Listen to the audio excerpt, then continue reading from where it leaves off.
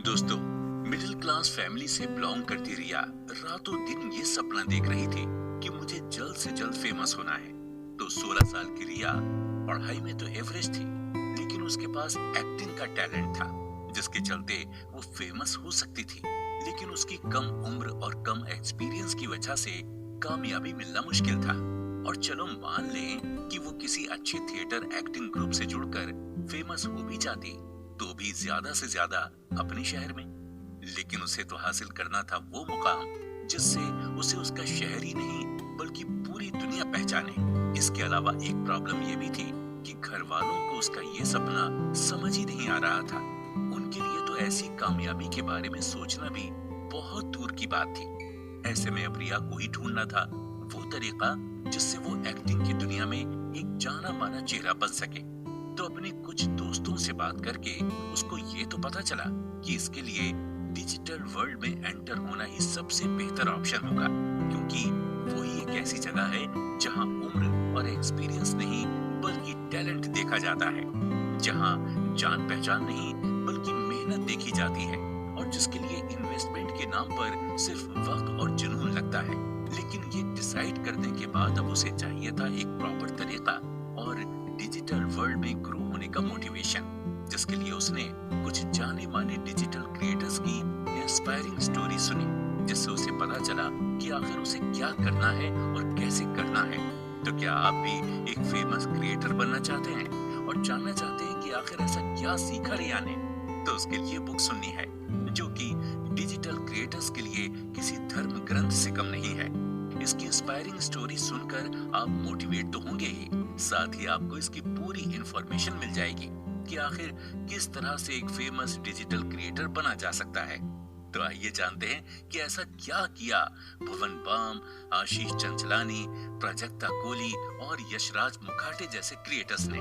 दोस्तों, एक लड़के ने अपने YouTube चैनल पर कॉन्डोम का मजाक बनाते हुए एक वीडियो पोस्ट किया, जिसके बाद वीडियो ठीक ठाक चल गया। तो फिर उसका ये वीडियो देखकर एक कॉन्डोम की कंपनी ने उसे अपने प्रोडक्ट के एंडोर्समेंट के लिए ऑफर दिया। अब क्योंकि लड़के के लिए ये उसके जीवन की पहली ब्रांड डील थी, तो उसने एक ही झटके में हाँ बोल दिया। अब उसके पेरेंट्स को तो इसके बारे में कोई जानकारी थी ही नहीं। और तो और सिचुएशन देखिए, ऐसी आई कि कंपनी ने डिब्बा भर कॉन्डोम उसके घर पर भेज दिए, और उस पैकेट को रिसीव पता है किसने किया? लड़के के पापा ने। अब जरा पूरी सिचुएशन को इमेजिन करके देखिए। मुझे पता है आप हंस रहे होंगे, और ये लड़का कोई और नहीं बल्कि ये हैं यूट्यूब स्टार भुवन बाम, जिन्होंने केवल 15 फेसबुक व्यूज से अपना करियर शुरू करके भारत के सबसे पहले 2 मिलियन सब्सक्राइबर वाले डिजिटल क्रिएटर बनने का रिकॉर्ड बनाया था। और आज उनके 26 मिलियन से ज्यादा यूट्यूब सब्सक्राइबर हैं। इसी के साथ अब जैसा कि दोस्तों हम बात कर रहे हैं टैलेंट को मोनेटाइज करने की, तो साफ शब्दों में कहना ज्यादा ठीक होगा कि भुवन की मंथली सैलरी जो कि ब्रांड एंडोर्समेंट से उनको मिलती है वो है तकरीबन 3 करोड़, और YouTube पर एक कंटेंट अपलोड करने पर वो तकरीबन 25 से 95 लाख रुपए हर महीने कमाते हैं। वाह, सच अ बिग अमाउंट। मतलब यार, वो अपना शौक भी पूरा कर रहे हैं और अपने टैलेंट को दुनिया में दिखाकर पैसे भी कमा रहे हैं, वो भी इतना बड़ा अमाउंट। दोस्तों, मुझे पता है कि आपके अंदर से भी अब यही आवाज निकली होगी। तो क्या अब आप ये नहीं जानना चाहेंगे कि उन्हें ये कामयाबी मिली कैसे? दोस्तों, 22 जनवरी 1994 को बड़ौदा में जन्मे भुवन दिल्ली के स्कूल में पढ़े। उनका मन पढ़ाई में कम और फिल्मी डायलॉग्स में ज्यादा लगता था। वो डुडलिंग भी बहुत अच्छी कर लेते थे। बचपन में उनकी माँ ने उनको क्लासिकल म्यूजिक की क्लास जबरदस्ती ज्वाइन करवाई, जहाँ शुरू में तो भुवन को बिल्कुल मजा नहीं आ रहा था, मगर जब उन्हें ये समझ आया कि शास्त्रीय संगीत ही हर तरह के संगीत की नींव है, तो वो उसे अपना पूरा ध्यान लगाकर सीखने और समझने लगे। और फिर धीरे धीरे म्यूजिक उनके जीवन का एक अटूट हिस्सा बन गया। अब भुवन का एक ही सपना था, म्यूजिशियन और गायक बनना। लेकिन फिर माँ की जिद के चलते उन्होंने बीकॉम में एडमिशन ले लिया, और 18 साल की उम्र में पढ़ाई के साथ साथ अब वो दिल्ली के एक रेस्टोरेंट में गाना परफॉर्म करने लगे, जहां उनकी सैलरी थी सिर्फ 3,000 रुपए पर मंथ। उसी दौरान एक दिन किसी न्यूज चैनल पर कश्मीर में आई बाढ़ की खबर चल रही थी, जहां पर एक न्यूज रिपोर्टर एक माँ जिसका बच्चा बाढ़ में बह गया था उससे सवाल कर रहा था कि बच्चे को बाढ़ में खोकर आपको कैसा लग रहा है। इस सवाल ने भुवन को जैसे झकझोर कर रख दिया। उन्होंने तब अपने नए खरीदे हुए स्मार्टफोन से इसी सवाल पर तंज कसती 15 सेकंड की एक वीडियो बनाई और फेसबुक पर अपलोड कर दी, जिस पर आए तो केवल 15 व्यूज, मगर उन्हें कौन रोक पाया। उन्होंने एक नया फेसबुक पेज बनाया बीबी की वाइन्स नाम से, जिसमें उन्होंने भर भर कर डबल मीनिंग वीडियो से लेकर कॉमेडी वीडियो बना बना कर अपलोड कर डाले और 8 महीनों में उनकी फैंस फॉलोइंग 8 लाख हो गई। तब एक दोस्त के कहने पर उन्होंने YouTube ज्वाइन किया और फिर डिजिटल दुनिया में छा गए। दोस्तों 2020 में भुवन फोर्ब्स मैगजीन के अंडर 30 डिजिटल कंटेंट क्रिएटर की लिस्ट में शामिल थे। 2019 में प्लस माइनस नाम की एक शॉर्ट फिल्म का कंटेंट लिखने पर उन्हें फिल्म फेयर अवार्ड भी मिला था और 2016 से 2022 तक MTV और TVF के साथ उन्होंने ढेरों प्रोजेक्ट्स किए हैं और तो और वो अब गाना गाने के अपने सपने को भी पूरा कर रहे हैं। जबकि एक समय था जब भुवन ने न जाने कितनी म्यूजिक कंपनीज को अप्रोच किया, पर वो हर जगह से रिजेक्ट हुए। यहाँ तक कि उन्होंने अपने बुरे दिनों में डोमिनोज में डिलीवरी बॉय की जॉब के लिए भी अप्लाई किया था, तब वहां से भी वो रिजेक्ट हुए। पर रिजेक्शन को उन्होंने कभी निराशा में बदलने नहीं दिया, बल्कि आज भी भुवन हर कंटेंट को YouTube पर डालने के बाद 30 मिनट तक ऑनलाइन बैठकर क्रिटिसिज्म पढ़ते हैं, फिर सोशल मीडिया पर लाइव आकर अपने फैंस से बात करते हैं और अपनी गलतियों से सीखकर वो अगली बार कुछ और नया करने की कोशिश करते रहते हैं और यही बात उन्हें हर बार पहले से और ज्यादा कामयाब बनाती है। दोस्तों आज भी भुवन बाम इतनी भीड़ में सबसे अलग दिखते हैं, लेकिन ऐसा नहीं कि उनको कंपटीशन देने वाला कोई है ही नहीं। कंटेंट क्रिएटर्स तो बहुत हैं, पर फिर भी भुवन ने जो जगह बनाई है वो कोई और नहीं ले पाया। जानते हैं क्यों? क्योंकि भुवन में जज्बा है कुछ अलग कर दिखाने का। उन्होंने भीड़ से अलग दिखने के लिए पहले भीड़ के बीच में होना चुना। कंटेंट क्रिएशन के लिए उन्होंने अंग्रेजी के बजाय चुनी अपनी हिंदी भाषा और उसमें लगाया दिल्ली स्पेशल स्लैंग का तड़का। जहां बाकी लोग किसी का मजाक बनाना ह्यूमर मानते हैं, वहीं भुवन कुछ इस तरह की स्क्रिप्ट लिखते हैं कि आखिरी में कुछ न कुछ सबक सीखने को मिलता है। उनकी टारगेटेड ऑडियंस है कॉलेज जाने वाले यूथ और मिडिल क्लास फैमिलीज।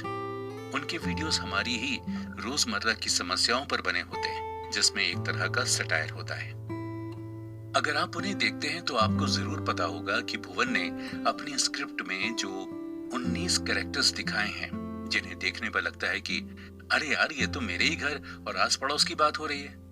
दरअसल वो कैरेक्टर करते तो अकेले भुवन ही है, लेकिन रियल लाइफ में वो कैरेक्टर्स काल्पनिक नहीं बल्कि भुवन के परिवार वाले ही हैं। खासकर टीटू मामा का कैरेक्टर। इसी टीटू के नाम पर उन्होंने एक शो भी शुरू किया, टीटू टॉक्स, जिसमें उन्होंने कई बॉलीवुड और हॉलीवुड स्टार्स का इंटरव्यू भी लिया, जिसमें सबसे ज्यादा व्यू वाला इंटरव्यू बना उनका जॉनी सीन्स के साथ वाला वीडियो। ये वीडियो इस बात का सबूत है कि भुवन एक्सपेरिमेंट करने से कभी भी नहीं डरते। दोस्तों भुवन से जो एक सबसे इम्पोर्टेंट बात सीखने को मिलती है वो ये है कि वो अपने दुख को अपने काम पर हावी नहीं होने देना है। भुवन के भाई अमन, जो कि अभी पेशे से पायलट हैं, उनके एक्सीडेंट के बाद भुवन टूट से गए थे, मगर उन्होंने अपने किसी भी वीडियो कंटेंट से कभी जाहिर नहीं होने दिया कि वो किसी तरह के दुख से गुजर रहे हैं। इसके बाद 2020 में कोविड के कहर में भुवन ने अपने माता पिता दोनों को खो दिया, जो कि उनका सबसे बड़ा सपोर्ट सिस्टम थे, पर फिर भी भुवन डटे रहे और हंसाते रहे हम सबको। ऐसे ही भुवन की एक और बात उन्हें सबसे अलग बनाती है और वो ये है कि वो ब्रांड एंडोर्समेंट के नाम पर कुछ भी ऐसा कंटेंट नहीं बनाते जो कि स्क्रिप्ट को सूट ना करे।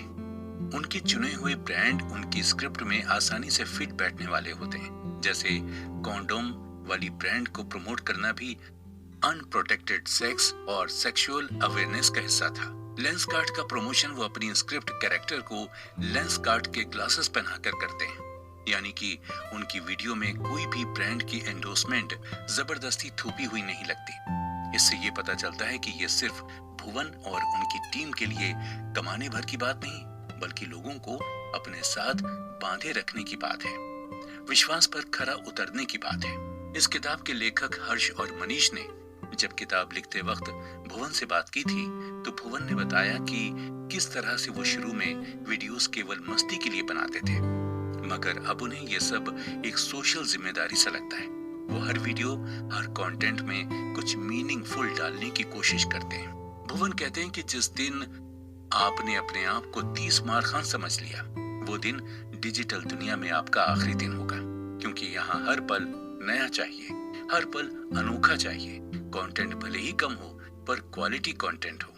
दोस्तों, भुवन की एक बात जो मुझे प्रभावित कर गई वो ये कि हमेशा सेल्फ डाउट में रहो, क्योंकि सेल्फ डाउट से निकलने के लिए आप हर बार पहले से और ज्यादा मेहनत करते हैं। और दूसरा ये कि कुछ अलग करने की आग है तो जरूर करो, पर अपनी एजुकेशन से कॉम्प्रोमाइज कभी मत करो। भुवन का डाउन टू अर्थ नेचर इसी से पता चलता है कि उन्होंने कभी भी अपने परिवार वालों और दोस्तों के सामने ये नहीं दिखाया कि वो कोई सेलिब्रिटी बन चुके हैं। यहाँ तक कि एक बार जब भुवन के पिता ने उनको साथ में शॉपिंग चलने को कहा, तो पहले तो भुवन ने कहा कि उनकी वजह से भी भीड़ इकट्ठी हो जाती है और ट्रैफिक जाम हो जाता है, जिस पर उनके पिता को बिल्कुल भरोसा नहीं हुआ और जिद के आगे मजबूर होकर भुवन चले तो गए शॉपिंग पर, मगर उनके मार्केट पहुंचने पर उन्हें देखने के लिए सच में इतनी भीड़ इकट्ठी हो गई कि पुलिस को बुलाना पड़ा ट्रैफिक संभालने और भीड़ हटाने के लिए।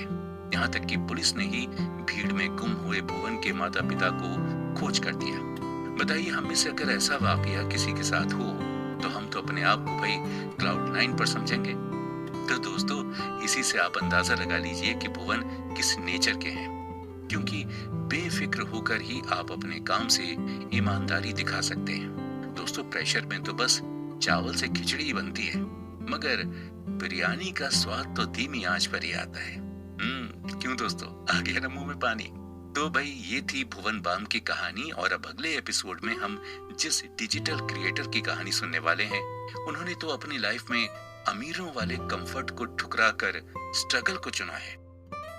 दोस्तों, एक 8th क्लास के स्टूडेंट के अंदर फिल्मी कीड़ा इस कदर था कि वो जब भी मुंह खोलता तो सबको हंसाता जरूर, मगर स्कूल में किसी भी ड्रामा या स्किट में उसे नहीं चुना जाता था, क्योंकि उसके लिए फिट बॉडी, सुंदर चेहरा और बेफिक्र अंदाज चाहिए होता था। पर वो लड़का तो चब्बी सा, गोलू मोलू और शर्मीला भी था। फिर एक दिन क्लास में उसे पीटी टीचर की एक्टिंग करते हुए सोशल साइंस की टीचर ने पकड़ लिया, जिसके बाद उसे वार्निंग जरूर मिली, पर साथ में स्कूल के ड्रामे में एक रोल भी मिल गया। लेकिन उसके बावजूद वो लड़का न जाने क्यों ठीक से मौके का फायदा नहीं उठा पाया। कुछ समय के बाद फिर से किसी नाटक में रिप्लेसमेंट के तौर पर उसे बुलाया गया। इस बार उस लड़के ने बताए हुए डायलॉग तो बोले ही, मगर इस बार उसने अपनी ह्यूमर का तड़का भी लगा दिया। और बस फिर क्या था, फिर रिप्लेसमेंट नहीं, सीधा मेन रोल उसी की झोली में आया। और तब से तो उस लड़के पर एक्टिंग का ऐसा खुमार छाया कि वो हॉलीवुड तक पहुंच गया। जी हाँ दोस्तों, हम बात कर रहे हैं आशीष चंचलानी की, जिन्होंने उल्लासनगर के चेन ऑफ थिएटर्स और मल्टीप्लेक्सेस के मालिक के घर के चश्मो चिराग, जिन्होंने सारे ऐशो आराम छोड़कर डिजिटल कंटेंट क्रिएटर बनने की ठानी, और आज वो यूट्यूब की दुनिया में खुद एक ब्रांड बन चुके हैं। अब आप बोलेंगे, इसमें क्या अलग है? ये भी तो यूट्यूब पर डिजिटल कंटेंट क्रिएटर हैं और कॉमेडी करना ही इसका टैलेंट है, जिसके बारे में तो हम बीते एपिसोड में भुवन बाम की कहानी सुन चुके हैं। लेकिन दोस्तों, आशीष चंचलानी अगर अलग कंटेंट नहीं बना रहे होते, अगर उनकी स्क्रिप्ट में फ्लेवर नहीं होता, तो आज उनके 40 मिलियन से ज्यादा फॉलोअर्स नहीं होते। अलग और अनोखा ही अपील करता है। ये बात आशीष को अपने पहले वीडियो को फेसबुक पर अपलोड करते वक्त ही समझ में आ गई थी। आशीष ने शुरू में हमेशा हाई स्कूल जाने वाले बच्चों के हिसाब से कंटेंट क्रिएट किए, जिसमें ह्यूमर और बेबाक मस्ती थी। दोस्तों, उनकी यूनिकनेस है उनका सिंधी एक्सेंट में बोलना। वो उस टच को बदलने की कभी कोशिश भी नहीं करते, क्योंकि उन्हें पता है कि ये टच ही उनके डायलॉग डिलीवरी में एक्स्ट्रा फील ऐड करता है। आशीष ने सिविल इंजीनियरिंग करने के दौरान अपना यूट्यूब चैनल आशीष चंचलानी वाइन्स शुरू किया।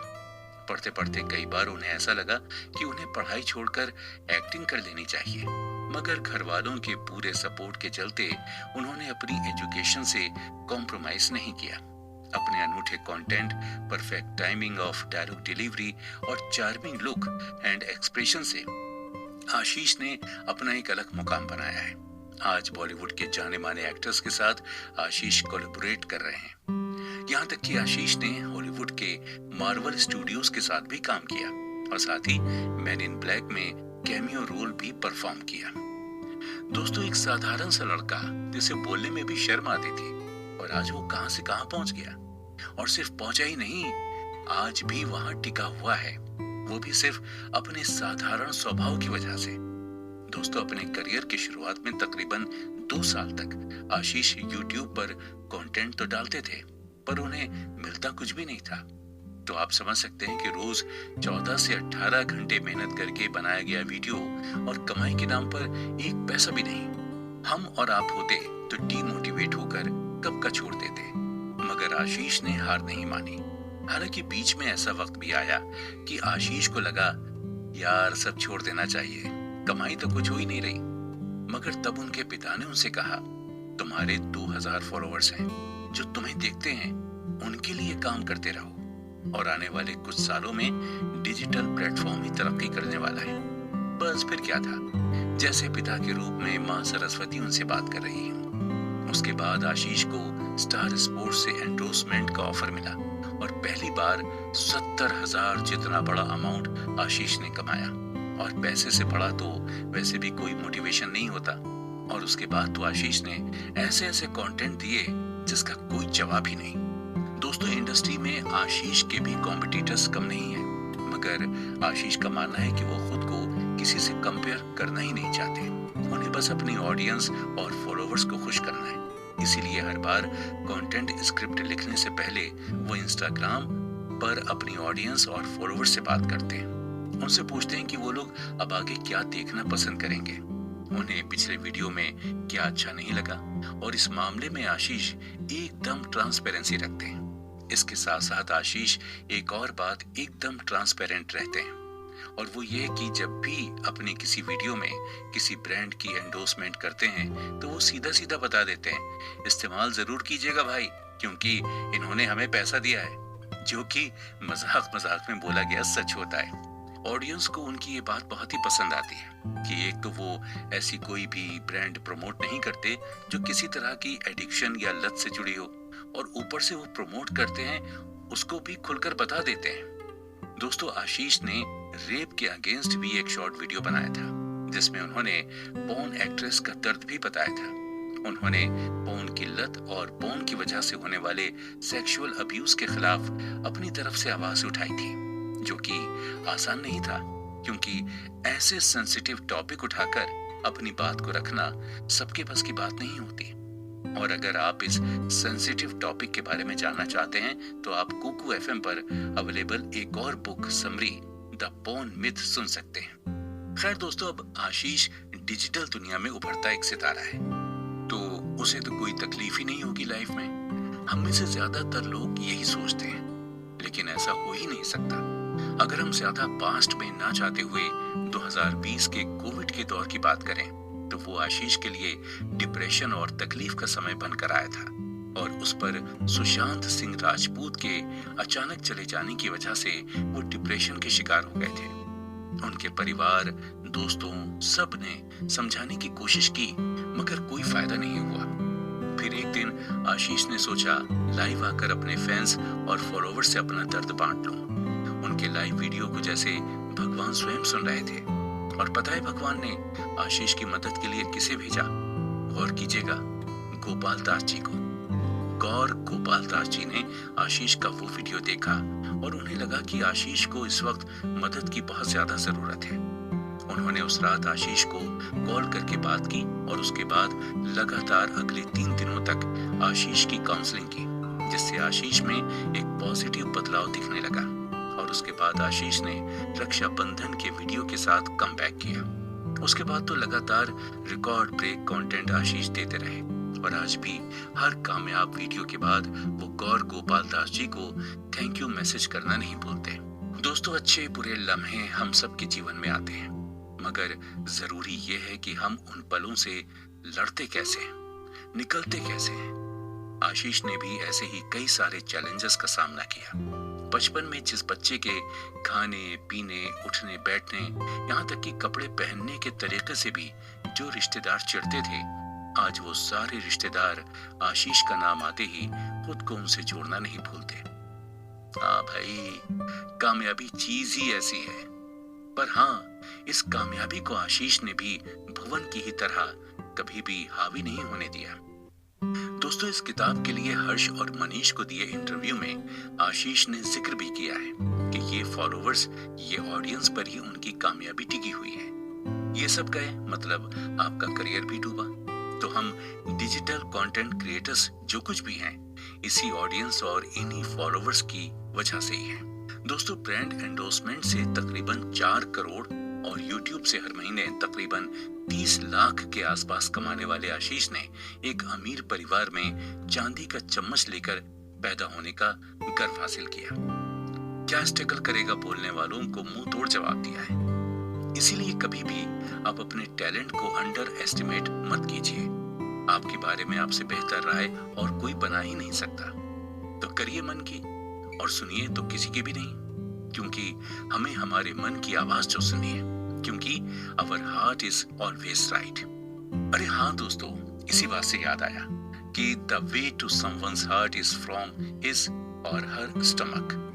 मतलब कि दिल का रास्ता पेट से होकर जाता है और पेट से पहले जुबान और आंखों को उसे पास करना पड़ता है। आप समझ ही गए होंगे कि आगे हम किसकी कहानी सुनने वाले हैं। और अगर नहीं समझे तो कोई बात नहीं, अगले एपिसोड का इंतजार कीजिए, बस पता चल जाएगा। एक कटोरी टैलेंट, आधा कप हिम्मत, 2 चम्मच विश्वास और चुटकी भर मदद।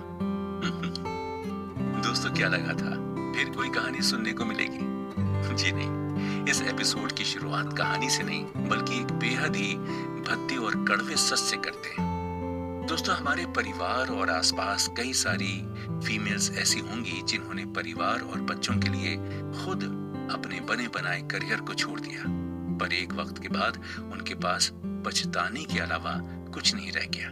क्योंकि कई बार काम सिर्फ पैसों के लिए जरूरी नहीं होता, बल्कि अपनी पहचान बनाने के लिए भी जरूरी होता है। परिवार, बच्चे, इन सब के साथ साथ एक फीमेल की अपने प्रति भी कोई जिम्मेदारी होती है, मगर सारी फीमेल्स ये सब समझ नहीं पाती और जब तक समझती हैं तब तक बहुत देर हो चुकी होती है। ऐसा नहीं कि कोई मुकाम पाने के लिए व्हाइट कॉलर जॉब ही जरूरी है। आप घर बैठकर घर और बच्चे संभालने के साथ साथ भी बहुत कुछ कर सकती हैं। डिजिटल रिवॉल्यूशन ने तो ये काम और आसान कर दिया है।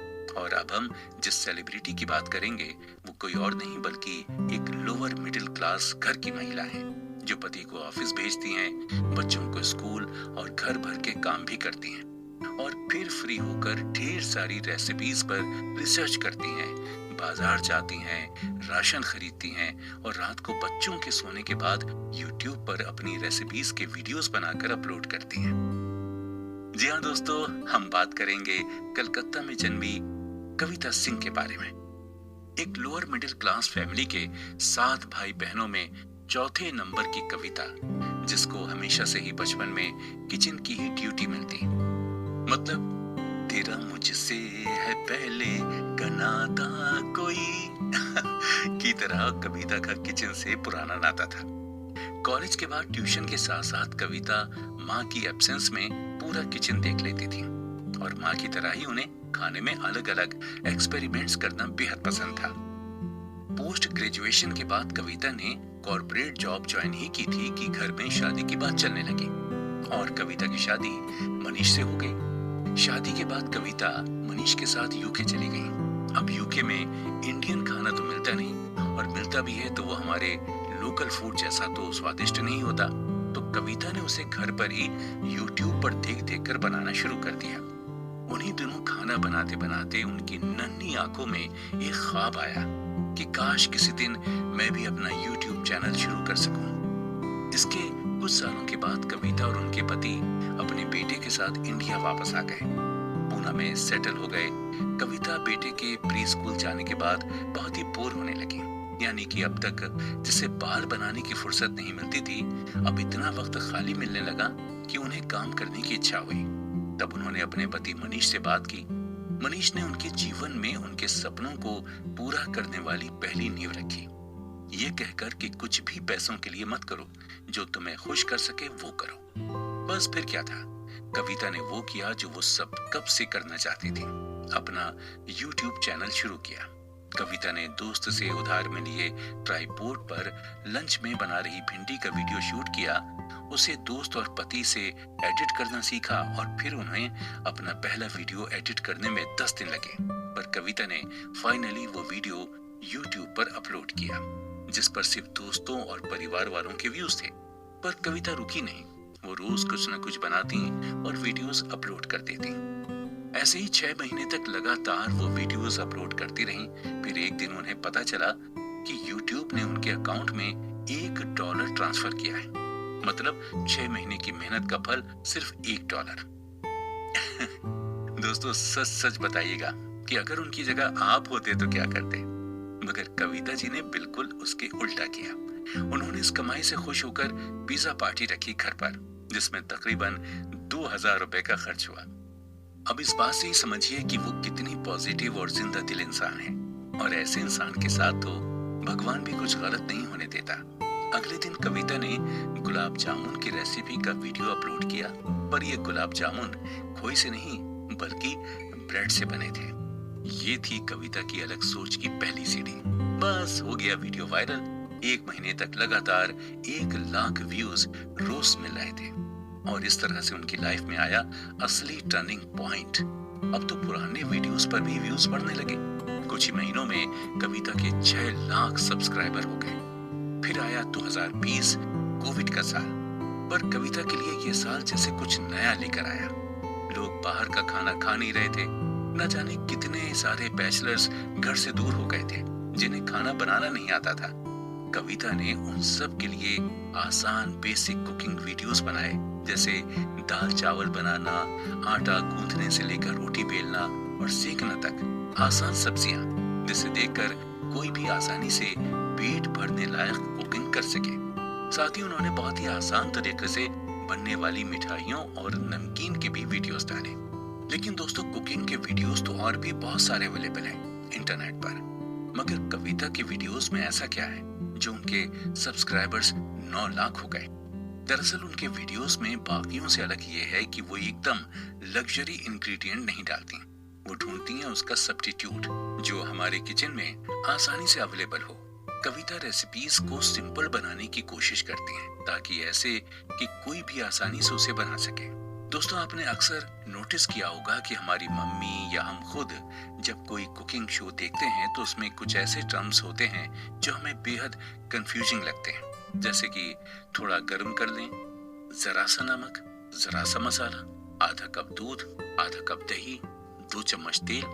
अब इसमें ये जरूरी नहीं कि मेरी चुटकी भी बताने वाले के जितना नमक ही होल्ड करेगी।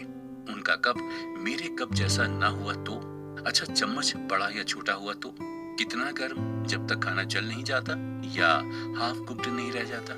ये सब आपने बड़े बड़े कुकिंग चैनल्स में सुना होगा और कंफ्यूज भी हुए होंगे।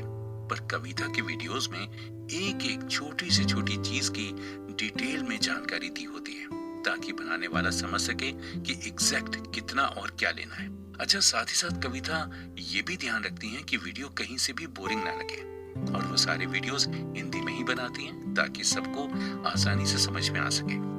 दोस्तों हम अक्सर YouTube पर देखते तो हैं नई नई रेसिपीज पर बनाते वही खिचड़ी या दाल चावल ही होते हैं। सच बोलिए ना, ईमानदारी से बताइएगा। अब आप ये बोल रहे होंगे कि यार थकने के बाद कहाँ कुछ बनाने का मन करता है, जो सबसे आसान लगे और जल्दी से बन जाए बना लो और खा लो। पर जानते हैं कविता आप सब के लिए ये सारी रेसिपीज कब बनाती हैं? बच्चों को स्कूल भेजने के बाद, और उसका वॉइस ओवर वो करती हैं बच्चों को सुलाकर घर के काम खत्म करने के बाद, मतलब रात को 11:30 से 2:30 बजे के बीच। और अगर उन्हें आने वाले दिनों में किसी वजह से बाहर जाना हो तो वो डबल शिफ्ट करके वीडियो पहले से ही बनाकर रख लेती हैं। और उनकी यही मेहनत अपने पैशन को प्रोफेशन में बदलने के लिए काम आई है। मगर फिर भी इतनी पॉपुलर होने के बाद भी वो कोई भी एंडोर्समेंट ऐसे ही नहीं ले लेती। एक इन्फ्लुएंसर के लिए एंडोर्समेंट कितना जरूरी होता है ये हम सबको पता है, मगर फिर भी कविता ने तब तक कोई भी ब्रांड एंडोर्स नहीं किया जब तक कि उनके सब्सक्राइबर्स 3 लाख नहीं हो गए। उसके बाद भी कविता ने जितनी भी एंडोर्समेंट ली वो भी ऐसी ही ली जो वो खुद इस्तेमाल करती थी या जिन्हें वो आगे इस्तेमाल करने वाली थी, जैसे कि Nestle, Dabur, Britannia, Marico, Complan, जो आसानी से उनकी किसी भी रेसिपी में फिट बैठ जाती थी। मतलब ये कि कविता ने कभी भी कोई वीडियो ब्रांड के लिए नहीं बनाया। जो भी वीडियोस बनाए वो अपनी ऑडियंस के लिए ही बनाए। दोस्तों, कविता की ये बात ही उन्हें बाकी कुकिंग एक्सपर्ट से अलग करती है।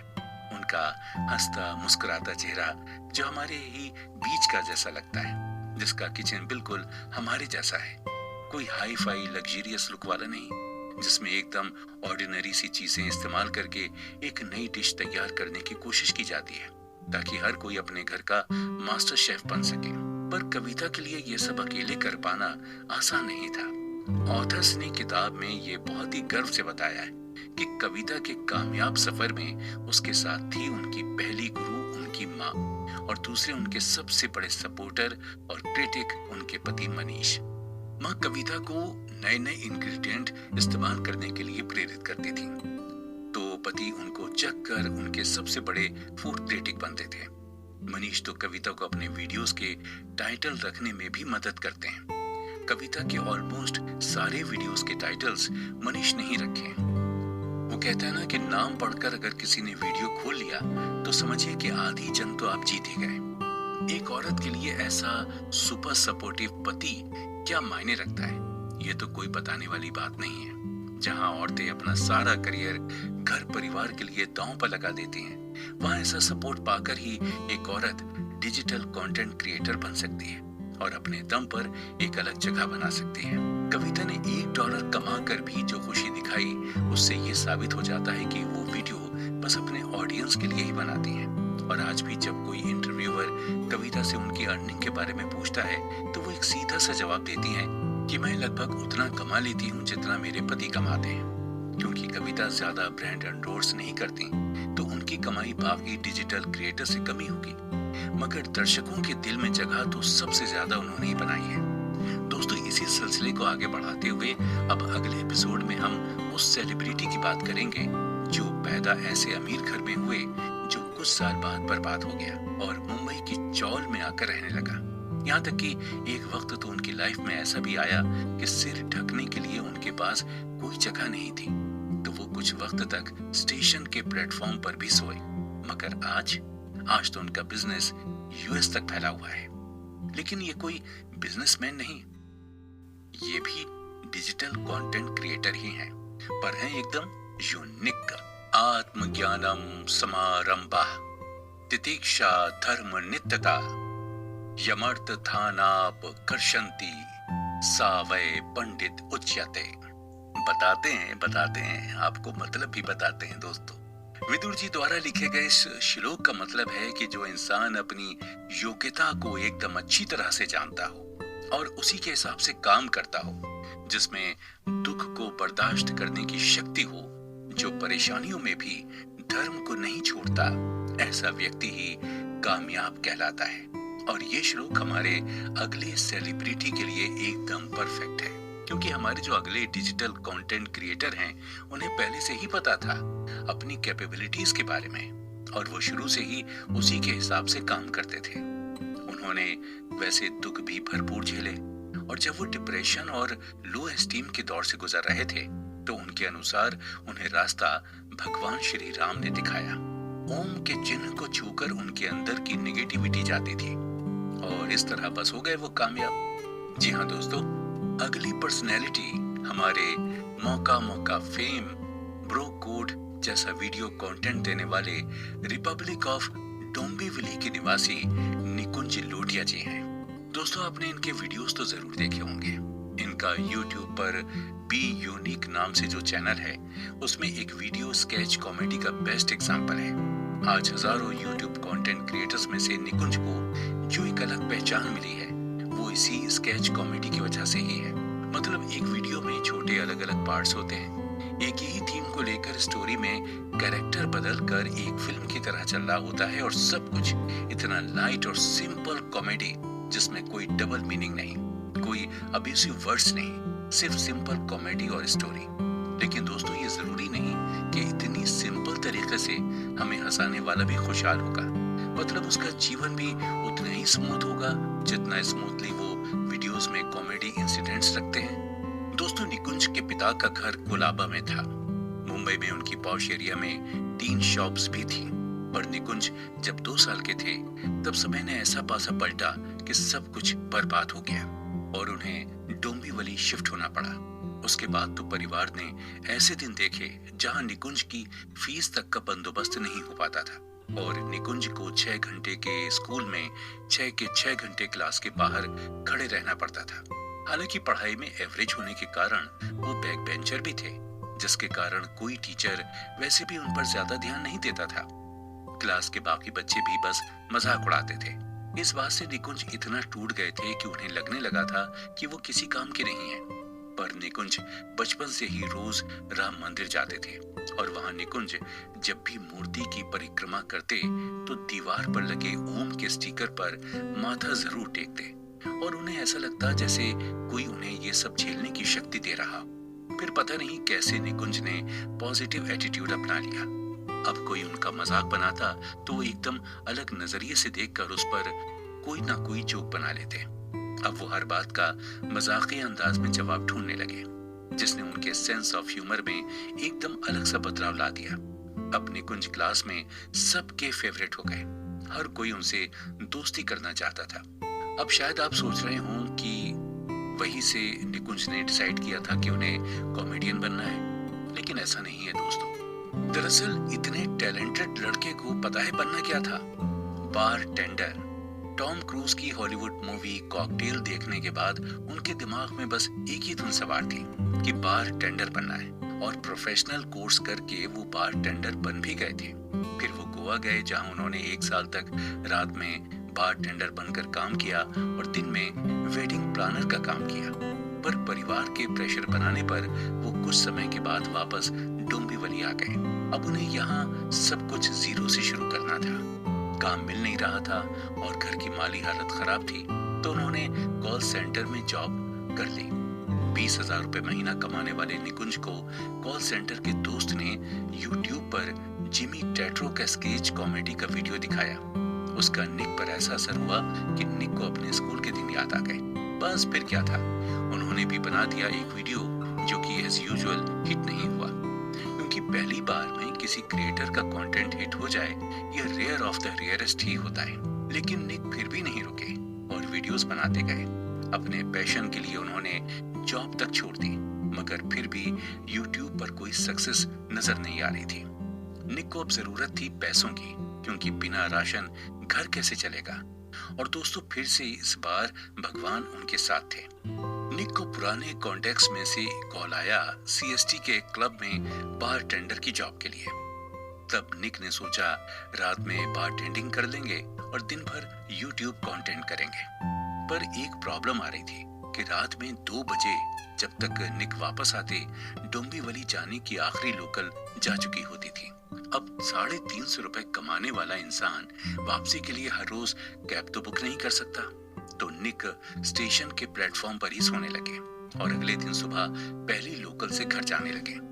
इसी बीच आया 2015 का ICC वर्ल्ड कप। निक ने फन फैक्टर क्रिएट करने के लिए मौका मौका पर वीडियो बनाया, जो कि इतना हिट हो गया कि लोग उसे मौका मौका वाला लड़का कहकर बुलाने लगे। मगर उसके बाद फिर से किसी और वीडियो पर सक्सेस नहीं मिली। फिर भी निक निराश नहीं हुए और 40 वीडियोस बनाए, मगर सब पर बस कुछ हजार व्यूज ही आए। फिर उसके बाद उनके आए first date, man will be man जैसे वीडियोस जो काफी हिट हुए। इतने हिट कि अब लोग निक को पहचानने लगे थे। और फिर निक को मिला पहला एंडोर्समेंट एक टी-शर्ट के ब्रांड का। बस उसके बाद निक को पीछे मुड़कर देखने की जरूरत नहीं पड़ी। शुरू में निक हर ब्रांड को हाँ कह देते थे, लेकिन एक्टर राजकुमार राव के साथ वाले कोलैबोरेटेड वीडियो के साथ निक को ऐसी सक्सेस मिली कि अब वो ब्रांड बहुत संभाल कर चूज करने लगे हैं। दोस्तों, ऑथर्स को निक ने एक बहुत अच्छी बात कही कि हमेशा जिद्दी बने रहिए, क्योंकि यूनिवर्स को जिद्दी लोग बहुत पसंद होते हैं। आज उनकी इसी जिद की वजह से उन्होंने इतने सारे फॉलोअर्स पाए हैं। कहाँ तो कुछ हजार फॉलोअर्स पर गाड़ी अटकी थी और कहाँ आज उनके हार्ड वर्क से वो पर एनम 2 करोड़ से ज्यादा अर्न कर रहे हैं। दोस्तों, निक की एक और खास बात है कि उन्हें बिजनेस में एक्सपेरिमेंट करना बहुत पसंद है। मतलब जब वो यूएस गए यूएस टूरिज्म को प्रमोट करने के प्रोजेक्ट पर, तब उन्हें वहां पार्टी में एक महाराष्ट्रियन शेफ मिले जो कि यूएस में अपना रेस्टोरेंट खोलना चाह रहे थे। निक ने पार्टी के बाद उनके साथ काफी बातें की और उनके आइडिया पर इन्वेस्ट करने की ठानी, और आज इसी चेन में निक के पास यूएस में 2 फूड कंपनियां हैं। लेकिन इस सब के बावजूद भी वो रहते अब भी डोंबिवली में ही हैं। निक की भाषा में बोलें तो अपना रिपब्लिक ऑफ डोंबिवली। अभी भी वहीं गलियों में पुराने दोस्तों के साथ फुटबॉल खेलते हैं और वड़ा पाव खाते हैं। निक ने कामयाबी को कभी अपने सिर पर चढ़ने नहीं दिया, क्योंकि निक के अनुसार सक्सेस का कोई फॉर्मूला नहीं होता। वो या तो मेहनत से मिलती है या किस्मत से, मगर हार का एक पैटर्न होता है, आपकी ईगो और आसपास में हाँ मिलाने वाले लोग ही आपको हार की ओर धकेल देते हैं। निक ने लाइफ को छोटी मोटी रेस नहीं, मैराथन समझा और बड़ा गोल रखकर खेला। उनकी लाइट हार्टेड कॉमेडी, फ्रेश और यूनिक आइडियाज ही उनके कंटेंट की जान है। बस निक ने उसी बात को बनाए रखा और जाने कितनों को उदासी भरे दिन से निकाला। तो दोस्तों, सक्सेस चाहिए तो खुद को पुश करते रहो, फिर भी कामयाबी ना मिले तो थोड़ा और पुश करो, फिर भी ना मिले तो फिर थोड़ा और पुश करो। तब तक करो जब तक कि सक्सेस आपकी जिद के आगे झुक ना जाए। और हाँ, ट्राई टू बी यूनिक। अच्छा दोस्तों, एक सवाल का जवाब दीजिए जरा, एकदम ईमानदारी से। बचपन से आप कुछ बनना चाहते हैं और तैयारी भी उसी के हिसाब से करते हैं और बन भी जाते हैं, मगर सिचुएशंस के चलते कुछ ऐसा हो जाए कि आप उसमें फेल हो जाएं और करीब 10 सालों से आप जो सपना जी रहे थे वो टूट जाए, तो आपको कैसा लगेगा? इस सिचुएशन में कोई कमजोर होता तो शायद टूट ही जाता, लेकिन ये सेलिब्रिटी बिल्कुल नहीं टूटी। जी हाँ, हम बात कर रहे हैं प्राजक्ता कोली की। 27 जून 1993 को महाराष्ट्र के ठाणे में जन्मी प्राजक्ता कोली बचपन से ही रेडियो जॉकी बनने का सपना देखती थी। जहाँ लोग रेडियो सुनते हैं गाने सुनने के लिए, वहीं प्राजक्ता रेडियो सुना करती थी आरजे की आवाज सुनने के लिए। उनका पब्लिक स्पीकिंग कॉन्फिडेंस बचपन से ही बेहद उम्दा था। स्कूल में वो सारी टीचर्स की फेवरेट थी। स्कूल के play, theatre, news reading, plates, इन सब में वो टीचर्स की पहली पसंद होती थी। फिर ग्रेजुएशन के बाद उन्होंने as an intern radio join कर भी लिया। ये जैसे उनके सपने के पूरा होने की तरफ पहला कदम था। मगर कहानी में ट्विस्ट न आए, ऐसा कैसे हो सकता है? प्राजक्ता को आरजे नहीं, प्रोडक्शन टीम में काम करना था, वो भी 14 घंटे की शिफ्ट में। बहुत जल्द उनको लगने लगा कि वो फिट नहीं है इस काम के लिए। रोज काम पर जाना उनके लिए जंग लड़ने की तरह हो गया। पर ऑलमोस्ट 1 साल के बाद उन्हें एक शो मिल ही गया एज ए आरजे, पर टाइमिंग और थी, रात के 2 बजे। पर प्राजक्ता के लिए ये एक फाइनल अपॉर्चुनिटी थी। उन्होंने हाँ तो कर दी, मगर ऑडियंस के ना के बराबर रिस्पॉन्स की वजह से शो बंद कर दिया गया। प्राजक्ता को अब लगने लगा कि वो किसी काम की नहीं है, और उन्होंने स्कूल के दिनों में एकेडमिक की जगह आर्ट पर ध्यान दिया था, जिसकी वजह से उनका रिजल्ट कोई खास नहीं होता था। उनका सेल्फ कॉन्फिडेंस हिल गया था, और ऐसा होने के बाद आगे बढ़ना कितना मुश्किल होता है, शायद हम सब कहीं न कहीं ये जानते जरूर हैं। प्राजक्ता के लिए एक दरवाजा बंद जरूर हुआ, पर बजाय बंद दरवाजे को देखते रहने के प्राजक्ता एक नया दरवाजा ढूंढने लगी। परिवार के सपोर्ट से धीरे धीरे उनका सेल्फ कॉन्फिडेंस वापस आने लगा। प्राजक्ता के रेडियो के दिनों में सुदीप लाहिरी उनसे रोज मिलते थे, और वो प्राजक्ता के बबली और हंसते नेचर को देखकर रोज कहते थे, यूट्यूब में करियर ट्राई करो। पर प्राजक्ता ने कभी इस बात को सीरियसली नहीं लिया। पर अब उन्होंने सोचा कि खुद को एक मौका देकर देख लेते हैं, शायद यूट्यूब ही मेरी मंजिल है। बस वो चली गई वन डिजिटल एंटरटेनमेंट के ऑफिस सुदीप लाहिरी जी से मिलने, और फिर उसके बाद उन्होंने कभी पीछे मुड़कर नहीं देखा। उन्होंने मोस्टली सेन नाम से अपना चैनल शुरू किया। 12 फरवरी 2015 को उन्होंने अपना पहला YouTube video 5 types of singles on Valentine's day upload किया, जिसके बाद लगभग 4 महीने में उनके 2000 सब्सक्राइबर हो गए और बढ़कर ये आंकड़ा 20,000 के पार हो गया, और 2 साल में प्राजक्ता ने 5 लाख सब्सक्राइबर्स कमा लिए। पर प्राजक्ता के लिए ये सफर भी आसान नहीं था। शुरू में उनका ध्यान भारी मेकअप पर रहता था। अपना डायलॉग डिलीवरी स्टाइल भी वो दूसरे यूट्यूबर्स को देखकर कॉपी किया करती थी, पर जल्दी उन्हें समझ में आ गया कि अगर उन्हें इस रेस में टिके रहना है तो उन्हें खुद को खुद की तरह ही प्रेजेंट करना होगा। दोस्तों, अगर बात करें प्राजक्ता के कंटेंट की, तो उनके कंटेंट भी एकदम अलग ही होते हैं, जैसे most unheard words of Delhiites in Mumbai, types of people in aeroplane, types of people in WhatsApp groups. दोस्तों, ऐसे ही छोटे छोटे पर बेहद मजेदार वीडियोस बनाने वाली प्राजक्ता एक हफ्ते में 3 वीडियोस विदाउट फेल बनाती हैं। यहाँ तक कि अब जब वो बॉलीवुड के लिए शूट करती हैं या नेटफ्लिक्स पर सीरीज के लिए शूट करती हैं, तब भी वो ऑडियंस के साथ अपना इंटरेक्शन मिस नहीं करती। हर्ष और मनीष ने किताब के लिए बात करते हुए प्राजक्ता से जब पूछा, तो उन्होंने बताया कि उन्हें हमेशा डर बना रहता है कि डिजिटल कंटेंट की इतनी भीड़ में वो कहीं खो ना जाएं। इसलिए वो कंसिस्टेंटली बनी रहती हैं और ऑडियंस को दी हुई डेडलाइन के अंदर ही वो वीडियो को अपलोड कर देती हैं। बस इसी डेडिकेशन की वजह से प्राजक्ता अपनी ऑडियंस की चहेती हैं। अपने कॉमेडी कंटेंट के अलावा प्राजक्ता सोशल मीडिया पर अपने सोशल मुद्दों की वजह से भी छाई रहती हैं। वो ऐसे मुद्दों पर खुलकर बोलती हैं, जैसे कि बॉडी इमेज को लेकर छेड़छाड़, ऑनलाइन अब्यूजिंग और लड़कियों से जुड़े मुद्दों पर खुलकर बोलने में प्राजक्ता जरा भी नहीं हिचकिचाती। आमतौर पर बड़े स्टार्स सोशल मुद्दों पर कम या फिर डिप्लोमेटिकली आंसर ही बोलते हैं ताकि उनकी इमेज खराब ना हो जाए, पर प्राजक्ता बेबाक बोलती है, और प्राजक्ता के इस एटीट्यूड ने उन्हें 2018 में YouTube creator for change initiative का हिस्सा बनाया, जो कि बॉडी शेमिंग के खिलाफ चलाई एक मुहिम थी, जिसके लिए प्राजक्ता ने रैप सॉन्ग शेमलेस भी लिखा था। साथ ही 2019 में उन्हें बिल और मेलिंडा गेट्स फाउंडेशन ने एनुअल समिट में भी बुलाया, जहां उन्होंने अपना वीडियो नो ऑफेंस भी रिलीज किया। 2020 में प्राजक्ता ने ओपरा विनफ्रे, जूलिया रॉबर्ट्स और दूसरी बड़ी हस्तियों के साथ मिलकर education program call to unite भी अटेंड किया। इतना सब कुछ इतनी छोटी सी उम्र में, मतलब आप अपने अलावा समाज के लिए कुछ कर रहे हैं, इससे बेहतर क्या ही हो सकता है। प्राजक्ता सोशल मीडिया की पल पल की खबर रखती हैं। अक्सर उनके YouTube content trending topic of Twitter पर ही पेस्ट होते हैं। ऐसा नहीं है कि YouTube पर आने के बाद प्राजक्ता को बस सक्सेस ही मिली है, नहीं, एक वक्त ऐसा भी आया कि उनके कंटेंट के एरिया में एकदम अकाल सा पड़ गया। प्राजक्ता इतनी आलसी हो गई कि वो ये देख ही नहीं रही थी कि ऑडियंस क्या चाहती है। वो जो भी कंटेंट बना रही थी वो एकदम इररिलेवेंट से थे। बस उसी के चलते उनके फॉलोवर्स दिन ब दिन कम होते जा रहे थे, और फॉलोवर्स कम होने का मतलब तो आपको पता ही है। और प्राजक्ता ने सोच लिया कि अब ये चैनल बंद कर देना चाहिए, पर अचानक उनके सामने वो स्क्रिप्ट आ गई जो उन्होंने काफी पहले लिखी थी, मगर नहीं चलेगी ये सोचकर छोड़ दिया था।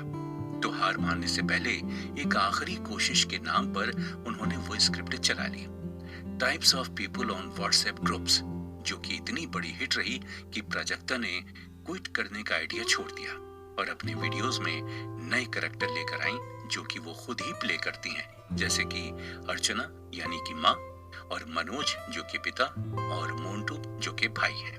प्राजक्ता का ये नया एक्सपेरिमेंट लोगों को बेहद पसंद आया और उनके फॉलोवर्स 2 लाख से सीधा 3 लाख पर पहुंच गए, और आज प्राजक्ता के टोटल फॉलोवर्स 6 लाख से ज्यादा हैं और उनकी ईयरली इनकम 4 करोड़ के आसपास है।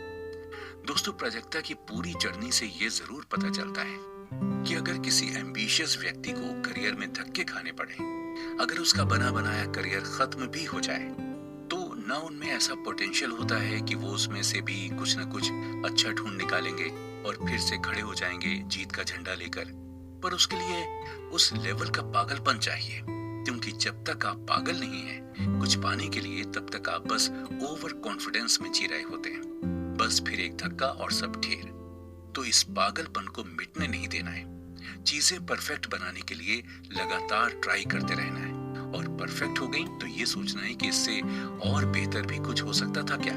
इतनी कामयाबी पर पहुंचने के बाद भी प्राजक्ता क्रेडिट देती हैं अपनी टीम को, क्योंकि उनके हिसाब से टीम वर्क में ढेर सारे दिमाग एक ही आइडिया पर काम करते हैं, तो जाहिर है आइडिया फेल होने के चांसेस कम होते हैं।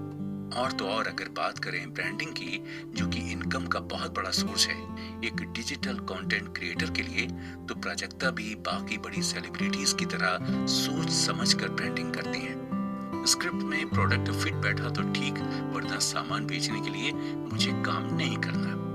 इस पूरे इवोल्यूशन में प्राजक्ता ने खुद को खोने नहीं दिया है। फिल्म जुग जुग जियो के प्रमोशन के लिए जब वो एक कॉमेडी शो में आई, तब भी उन्होंने एकदम बेबाकी से अपने माता पिता के साथ साथ अपने बॉयफ्रेंड को भी इंट्रोड्यूस करवाया।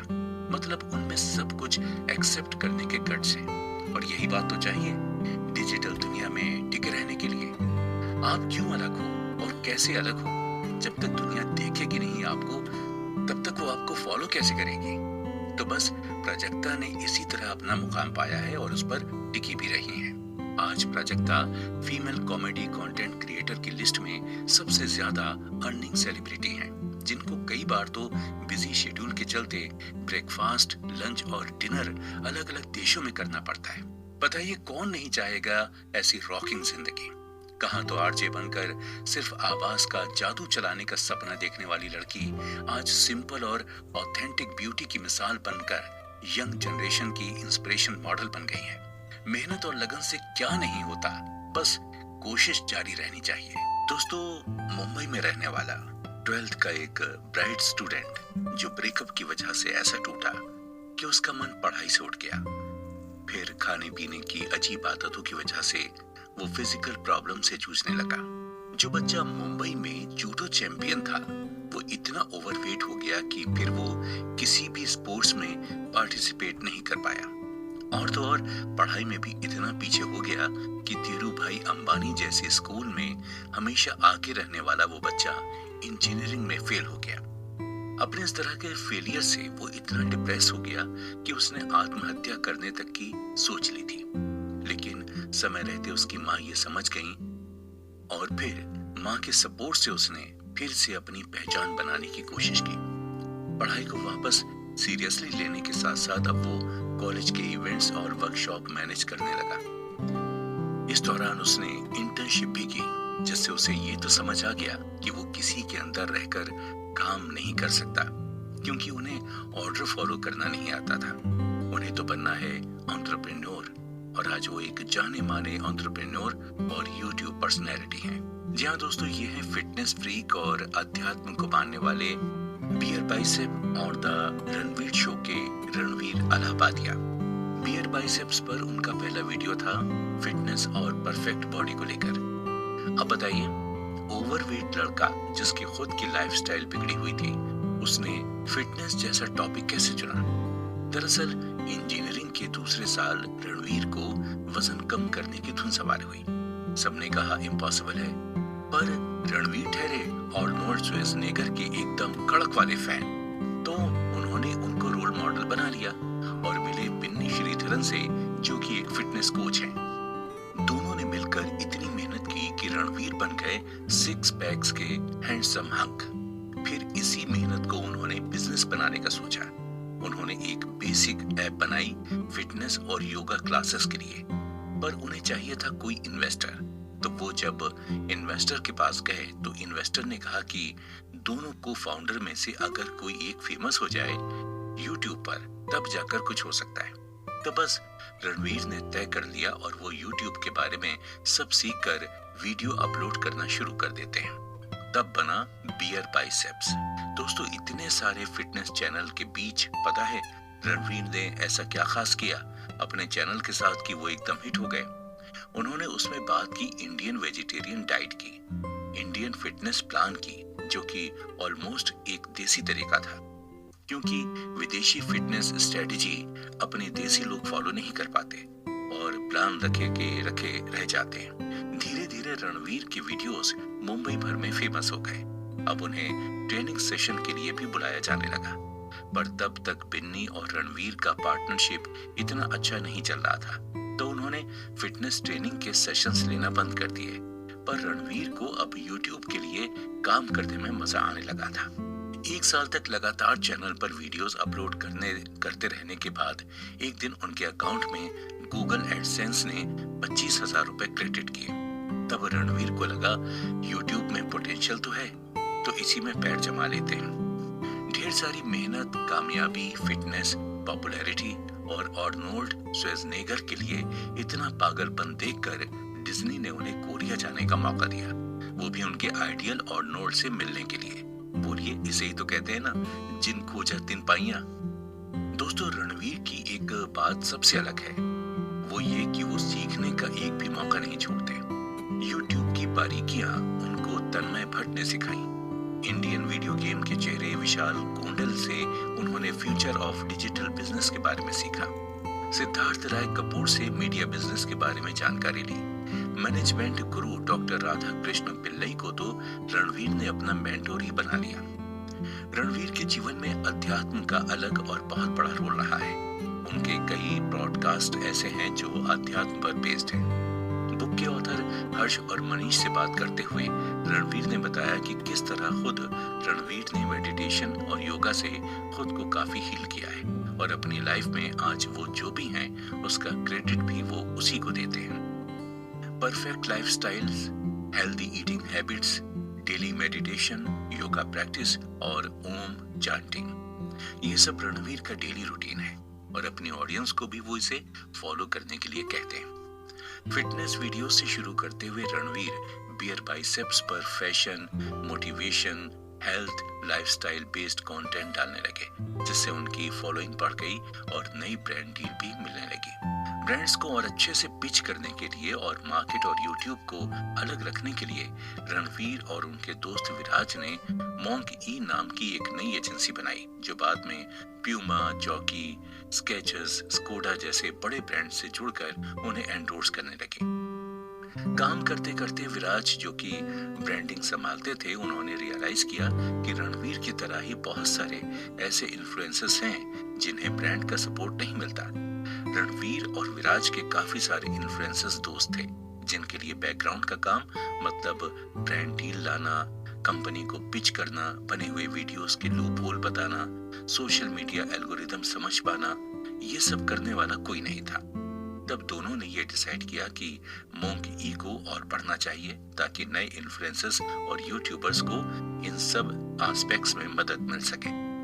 आज रणवीर और विराज की मेहनत से मोंक ई का Nykaa, Gillette, Pantene, OYO, Nokia जैसे बड़े बड़े ब्रांड्स के साथ कोलैबोरेशन है। वो अपनी कंपनी से जुड़े दूसरे इन्फ्लुएंसर्स को भी यूट्यूब और बाकी सोशल मीडिया प्लेटफॉर्म पर स्टेब्लिश करने में कोई कमी नहीं छोड़ते।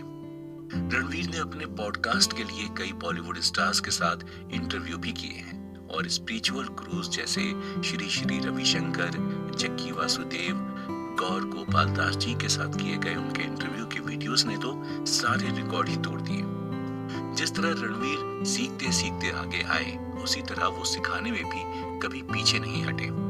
आज उनके मोंक ई में 80+ मेंबर्स हैं, जिनके लिए उनकी कंपनी डिजिटल सॉल्यूशंस देती है और टैलेंट मैनेजमेंट भी करती है। रणवीर का पॉडकास्ट भी स्पॉटिफाई पर सबसे ज्यादा सुना जाता है और अब तो उन्होंने हिंदी में भी यूट्यूब चैनल बनाया है।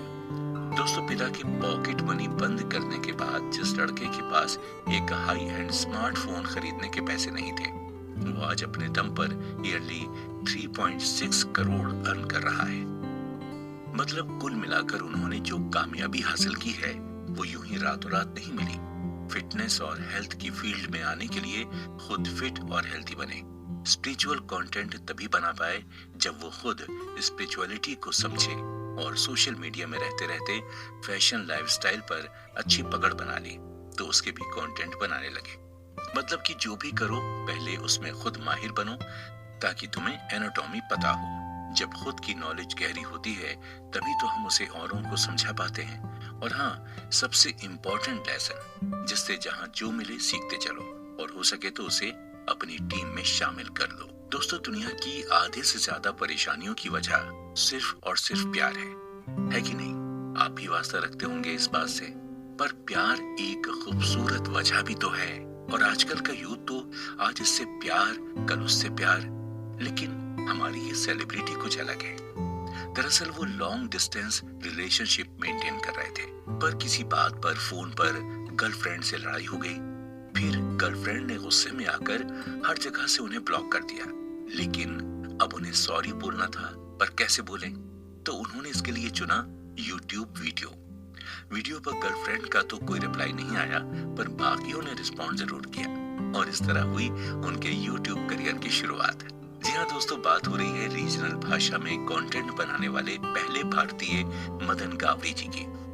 1993 में तमिलनाडु के मदुरई में जन्मे मदन सैनिक स्कूल के स्टूडेंट थे। वहां उन्होंने drum, debate, hockey, football, boxing सब कुछ सीखा, मगर कभी भी मेन स्टेज पर नहीं आए, क्योंकि वो हमेशा प्रिलिमिनरी स्टेज पर ही निकाल दिए जाते थे। तो इंजीनियरिंग का एंट्रेंस देते वक्त भी उन्हें यही लगा कि ये नहीं होगा, पर वो पास हो गए। इंजीनियरिंग के बाद जॉब भी की, फिर एमबीए किया और बाद में मास्टर्स के लिए यूएस भी गए, पर वहां रहे नहीं। हर्ष और मनीष को दिए उनकी बुक के बारे में इंटरव्यू में उन्होंने कहा कि लोग म्यूजियम घूमने जाते हैं, रहने थोड़ी ना जाते हैं। अब इसमें आप खुद ही अंदाजा लगा लीजिए कि भारत के लिए और अपने परिवार के लिए मदन के मन में कितनी रिस्पेक्ट है, कितना प्यार है। मदन यूट्यूब पर अपने एमबीए के टाइम पर आए थे, मगर तब वो ना कैमरा फ्रेंडली थे, ना ही किसी और के सामने वीडियो शूट करने में कंफर्टेबल थे। इस दौरान उनके रूममेट थे जो मदन की वीडियो बनाने के वक्त रूम खाली कर देते थे, और साथ ही जब वीडियोस पर मदन को यूट्यूब ऑडियंस से कोई रिस्पॉन्स नहीं मिलता था तो वो ही उसे समझाते थे कि भाई कुछ बड़ा होने में वक्त लगता है। एग्जाम और असाइनमेंट के प्रेशर के बीच मदन के लिए यूट्यूब कंटेंट पर काम करना मुश्किल हो रहा था। तो जब ये बात उन्होंने अपने मार्केटिंग के प्रोफेसर को बताई तो जानते हैं उनके सर ने क्या कहा? उतनी ही नींद लो जितनी तुम्हारे फिट रहने के लिए जरूरी है, क्योंकि मरने के बाद तो सोना ही है। मदन ने इस बात को सीरियसली लिया और जुट गए एक्स्ट्रा मेहनत में, मगर फिर भी कोई ज्यादा कमाल नहीं दिखा पाए यूट्यूब पर फिर आया उनकी लाइफ का टर्निंग पॉइंट। 24 जून 2016 को स्वाति नाम की चेन्नई के रहने वाली इन्फोसिस की एम्प्लॉय का रेलवे स्टेशन पर मर्डर हो गया। इस बात से मदन बहुत बेचैन हो गए, मगर वो कुछ कर नहीं पा रहे थे। परेशान मदन ने इस घटना पर एक इमोशनल वीडियो बनाया और 24 घंटे में मदन के इस वीडियो को 50,000 से ज्यादा व्यू मिले। मदन को उस दिन समझ आ गया कि उनका पर्पस क्या है। सोशल मुद्दों पर बोलना, खुलकर व्यूज रखना, ऐसे टॉपिक लाना जिन पर बात तो हर कोई करना चाहता है, पर शर्म के मारे बोलता कोई नहीं। ऐसे मुद्दे जो मेन स्ट्रीम मीडिया मैनिपुलेट करके बताती है। मदन ने कई टॉपिक कवर किए, प्रोस्टिट्यूशन से लेकर मेंस्ट्रुएशन तक। वो जो भी टॉपिक चुनते पहले उस पर रिसर्च करते, ऑनलाइन और ऑफलाइन भी। कोशिश करते कि टॉपिक से जुड़े लोगों से वो पर्सनली जाकर मिले। यूथ की आत्महत्या करने से लेकर किसी के साथ हो रहे इनजस्टिस तक को मदन ने अपने वीडियोस में कवर करने की कोशिश की है, और यही बात उनके लिए लॉयल ऑडियंस का बेस तैयार करती है। मदन जिन्होंने एक वक्त पर 10 सब्सक्राइबर्स करने के लिए खुद एक और फेक आईडी बनाकर अपने ही चैनल को सब्सक्राइब किया था, देखते देखते उनके 1 मिलियन सब्सक्राइबर हो गए और उन्होंने अपनी अच्छी खासी पेमेंट वाली जॉब छोड़ दी। उन्होंने ये डिसीजन ऐसे ही नहीं लिया, बल्कि पूरा सोच समझ कर प्लान किया और सब्र किया मिलियन सब्सक्राइबर्स और फॉलोवर्स मिलने तक, और फिर फैमिली को भी कन्विंस किया। और सबसे बड़ा गेम उन्होंने खेला अपने कंटेंट को तमिल भाषा में रखने का। तमिल भाषा में social information, social awareness, social topics, historic research content बहुत ही कम अवेलेबल था, जिसका ध्यान मदन ने रखा और वो सब दिया अपनी रीजनल ऑडियंस को जो वो सुनना चाहते थे। इसलिए आज उनकी इसी मेहनत का फल है, उनके ये लाखों सब्सक्राइबर्स, और जिसकी वजह से उनकी ईयरली इनकम 6.5 करोड़ है। हर एक कहानी को अलग नजरिए से देखना, उसे समझने की कोशिश करना, फिर चाहे वो कहानी साइंस से जुड़ी हो, पॉलिटिक्स से हो या करंट अफेयर्स से, कोई कॉन्स्पिरेसी थ्योरी हो या कोई स्कैम, मदन अपनी तरह से अपने नजरिए से रिसर्च करते हैं और उसके बारे में और इंफॉर्मेशन निकालने की कोशिश करते हैं और फिर उसे आसान भाषा में अपनी ऑडियंस तक पहुंचाते हैं। मदन को पढ़ना बेहद पसंद है और रोजाना कुछ नया पढ़ते हैं, उसे एब्जॉर्व करते हैं। उसमें से अगर कुछ कंटेंट के लायक लगे और ऑडियंस के लिए जरूरी लगे तो वो उस पर और काम करते हैं। इतना बेहतरीन काम करने पर भी कई बार मदन को बहुत डिसलाइक भी मिलते हैं और कई बार तो मीम बनाकर उनका मजाक भी उड़ाया गया है सोशल मीडिया पर। मगर मदन ने इन सब बातों को पॉजिटिव वे में ही किया है, हमेशा। बल्कि उनका तो कहना है कि ये डिसलाइक्स ही उनके पांव जमीन पर रखते हैं और नेगेटिव कमेंट्स और क्रिटिसिज्म को तो वो अपना गुरु बताते हैं, जिससे उनको खुद को और तराशने में मदद मिलती है। यही बात मदन के ब्रांड को लेकर एंडोर्समेंट में देखने को मिलती है। साउथ के सुपरस्टार्स की तरह उन्होंने भी अपनी डिसेंसी मेंटेन की है। वो कुछ भी नहीं पकड़ाना चाहते अपनी ऑडियंस को, क्योंकि एक बार शॉर्ट टर्म मॉनेटरी फायदे के लिए लॉन्ग टर्म वाली ऑडियंस खोना उन्हें सही नहीं लगता। मदन को लगता है अपनी ऑडियंस के वक्त की कीमत हर कंटेंट क्रिएटर को करनी चाहिए। अगर कोई 5 मिनट निकाल कर आपको देख रहा है तो आप ये ध्यान रखिए कि वो निराश ना हो और अगली बार भी आपका कंटेंट जरूर देखे।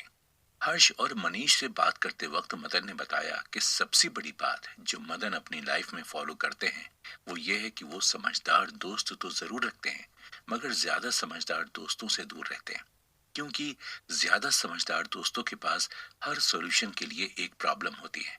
मदन ने हमेशा अपने मन की सुनी।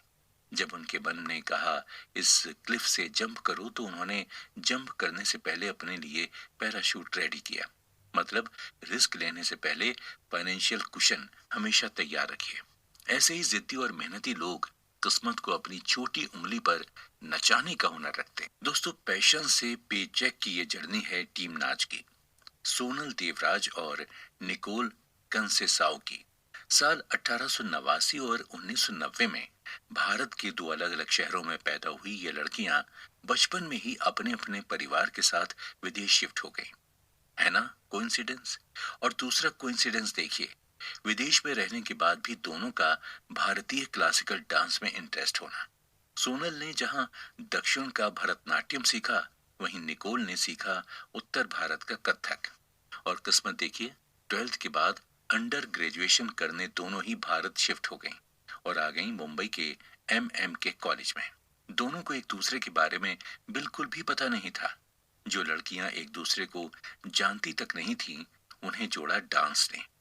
कॉलेज की तरफ से दोनों ने ढेरों डांस कंपटीशन में पार्टिसिपेट किया और लगभग हर बार जीत हासिल की। ग्रेजुएशन के बाद दोनों फिर अलग अलग हो गईं। सोनल ने जहां चुनी मॉडलिंग, वहीं निकोल ने चुना मार्केटिंग। सोनल तो मिस केरला भी चुनी गईं और बाद में उन्हें एक दो मलयालम फिल्में भी की। मगर उन्हें तो लाइफ से कुछ और चाहिए था, तो उन्होंने फिल्में छोड़ दी और उठा लिया कैमरा और वेडिंग फोटोज शूट करने लगी। किसी दोस्त ने सोनल को वेडिंग कोरियोग्राफी के लिए सजेस्ट किया। क्लाइंट को काम पसंद आया तो सोनल फिर वही करने लगी, फोटोग्राफी के साथ कोरियोग्राफी। एक दिन दोनों दोस्त मुंबई की सड़क पर चलते चलते आमने सामने आ गईं। दोनों काफी वक्त बाद मिली थीं तो साथ में वॉक करने लगी। चलते चलते दोनों को एक डांस स्टूडियो दिखा। दोनों ने दाएं देखा न बाएं और सीधा चली गई स्टूडियो में। अब जरा एक और कोइंसिडेंस देखिए। ओनर जो थे वो तो उन्हें पहले से जानते थे, क्योंकि वो कॉलेज में इतने सारे कॉम्पिटिशन्स जीत चुकी थी, तो काफी पॉपुलर थी डांस सर्कल में। ओनर ने ऑफर दिया दोनों को यहाँ पर आकर डांस सिखाने का। दोनों को तो जैसे पैशन को फिर से जीने का मौका मिल गया। हफ्ते में एक दिन से शुरू हुआ ये सफर रोज शाम में बदल गया। निकोल ने तो इसके लिए जॉब तक छोड़ दी, मगर ये फैसला निकोल को काफी भारी पड़ा, क्योंकि जब स्टूडेंट्स फिक्स नहीं होते थे और बीच में तो एक वक्त ऐसा भी आया कि क्लास में एक भी स्टूडेंट नहीं था। निकोल को अब कैसे भी करके क्लास में स्टूडेंट्स अट्रैक्ट करने थे, तो निकोल ने अपनी मार्केटिंग रिसर्च शुरू कर दी कि किस तरह वो लोग इतने स्ट्रॉन्ग कॉम्पिटिटिव मार्केट में अटेंशन पा सकते हैं। और फिर निकोल और सोनल ने मिलकर प्रभुदेवा के मुकाबला गाने पर हिप हॉप, बेली डांस और कथक का फ्यूजन वीडियो बनाकर फेसबुक पर पोस्ट कर दिया। उस वीडियो ने तो जैसे तहलका मचा दिया और नींव रखी गई टीम नाच की। उसके बाद निकोल ने और ज्यादा रिसर्च वर्क किया और यूट्यूब की बारीकियां सीखकर वीडियो अपलोड करना शुरू किया।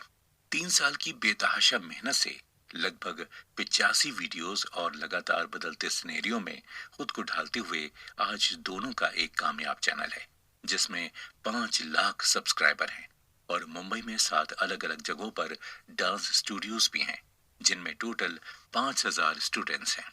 आज टीम नाच अपने डांस स्टूडियोज और वर्कशॉप से तकरीबन 10 करोड़ रुपए सालाना कमा लेते हैं। Such a huge amount from nothing to everything. और सबसे हैरानी की बात तो यह है कि YouTube पर डांस वीडियो बनाकर टीम नाच को कोई इनकम नहीं होती क्योंकि सॉन्ग पर कॉपीराइट लेबल होता है और उसका इस्तेमाल करके कोई कुछ भी कमा नहीं सकता। दोनों ने जो भी किया बस अपना टैलेंट लोगों तक पहुंचाने के लिए किया। इसके लिए भी बहुत हिम्मत चाहिए दोस्तों। और देखिए इसी सब्र की वजह से आज टीम नाच एक ब्रांड है। एक और खास बात हुई इन लोगों के YouTube स्ट्रगलिंग पीरियड में। दोनों ने जिम की कमाल इस मलयालम गाने पर एक डांस वीडियो बनाया और YouTube पर अपलोड किया। केरला के रीजनल चैनल पर यह वीडियो वायरल हो गया जिसे नोटिस किया मलयालम डायरेक्टर विजय बाबू ने और उन्होंने टीम नाच को उनकी अगली मूवी में डांस का ऑफर दे दिया। दो मलयालम गानों की पॉपुलैरिटी ने टीम नाच को साउथ फिल्म इंडस्ट्री में नाम के साथ साथ यूट्यूब फैन फेस्ट में परफॉर्म करने का मौका दिया। इनके परफॉर्मेंस से इम्प्रेस्ड होकर वहां की ऑडियंस ने टीम नाच को वर्कशॉप रखने के लिए रिक्वेस्ट की और उसी दिन तकरीबन 500 लोगों ने वर्कशॉप अटेंड भी किया। इसके बाद तो दोनों ने कई सारे वर्कशॉप ऑर्गेनाइज किए और सब के सब सुपरहिट रहे। अब बारी थी टीम नाच को और बड़ा बनाने की, क्योंकि अब तक जो शूट हो रहा था वो मोबाइल पर था, सिंपल कपड़ों में और कोई भी प्रोफेशनल टच नहीं था।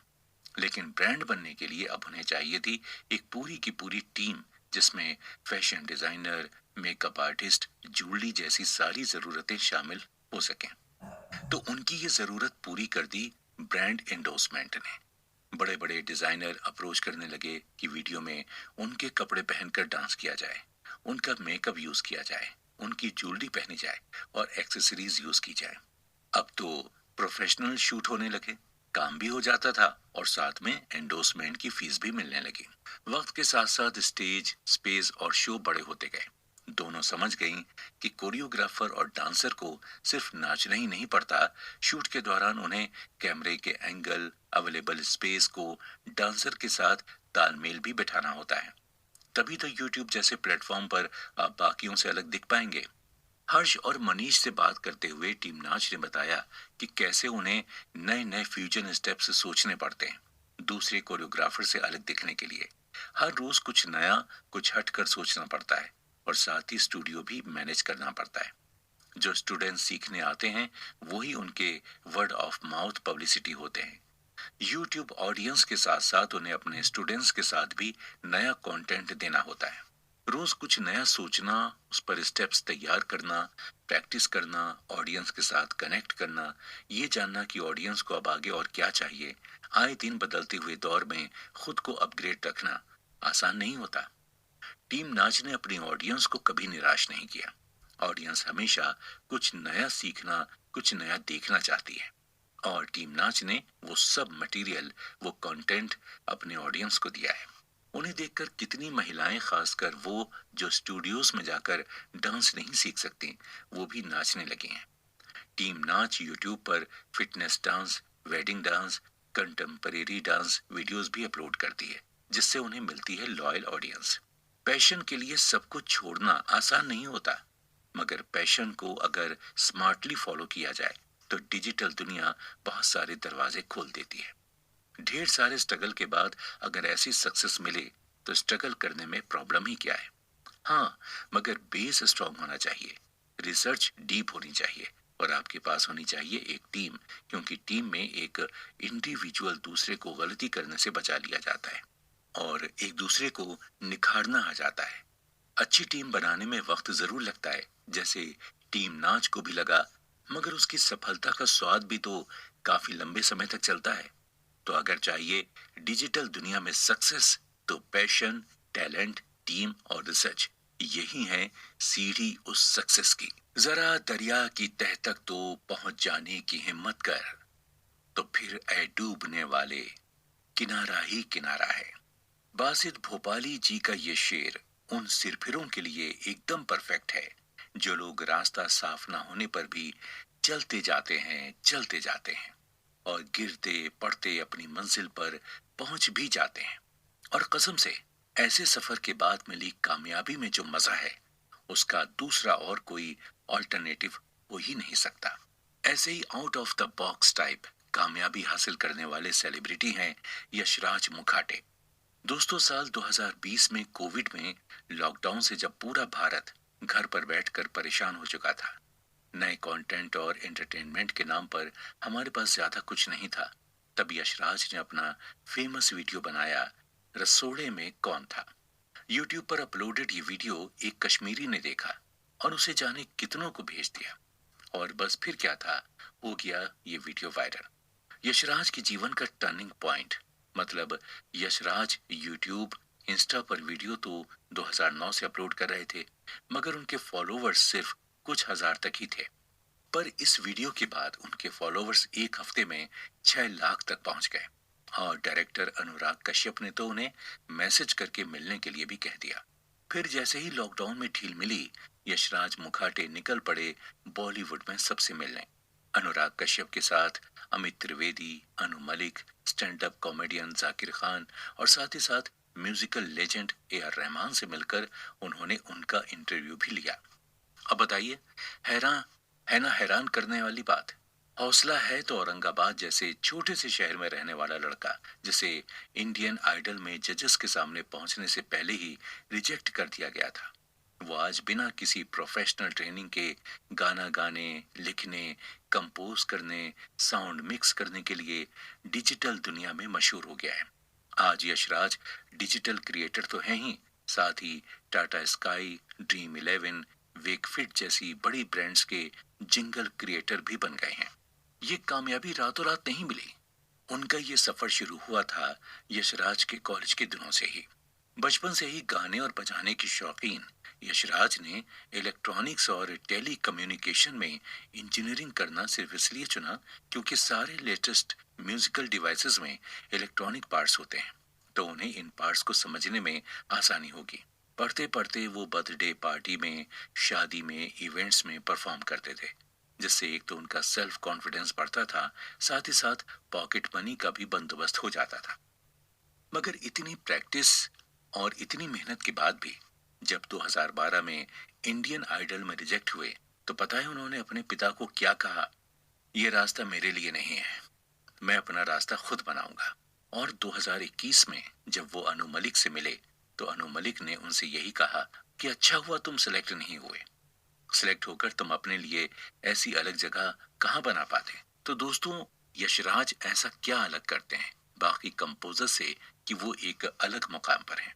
दरअसल वो एक एक म्यूजिक पीस को, एक एक गाने को तोड़ते हैं, अलग अलग टुकड़ों में सुनते हैं, फिर उसे वापस जोड़कर सुनते हैं, जैसे कि गानों के अंदर के पुर्जे कोई खोल के देख रहा हो और उसे वापस जोड़कर उसकी बनावट का सीक्रेट समझ जाए। बस इसी तरह यशराज ने गाने गाना और कंपोज करना सीखा है। इसीलिए यशराज जब किसी भी और सिंगर के गाए गाने को उठाकर उसे खुद गाते और कंपोज करते हैं, तो वो इन्हीं बारीकियों से खेलते हैं, जैसे मुंह से अलग अलग बीट्स निकालना, खाली टंकी बजाना, किचन के बर्तन, कुर्सियां, यहाँ तक के ग्लास और चम्मच तक का साउंड अलग तरह से निकालना, और बस बन गया एक यूनिक सॉन्ग।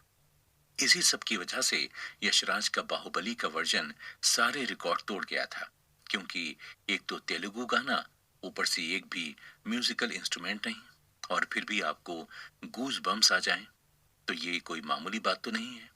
पहले जब यशराज गानों के साथ ऐसे एक्सपेरिमेंट करके यूट्यूब पर अपलोड करते थे, तो लोगों का ज्यादा टेंशन नहीं मिलता था, मगर उनके डायलॉग मिक्स वाले वीडियो, जैसे रसोड़े में कौन था, पावरी हो रही है, और फिर बाद में आया शहनाज गिल के साथ वाला टोडा कुत्ता टॉमी और सच अ बोरिंग डे, इन सभी वीडियोस को तो खुद काफी सारे बॉलीवुड स्टार्स ने लाइक और शेयर किया, और इंस्टाग्राम पर तो इनकी रील्स भी बनने लगी।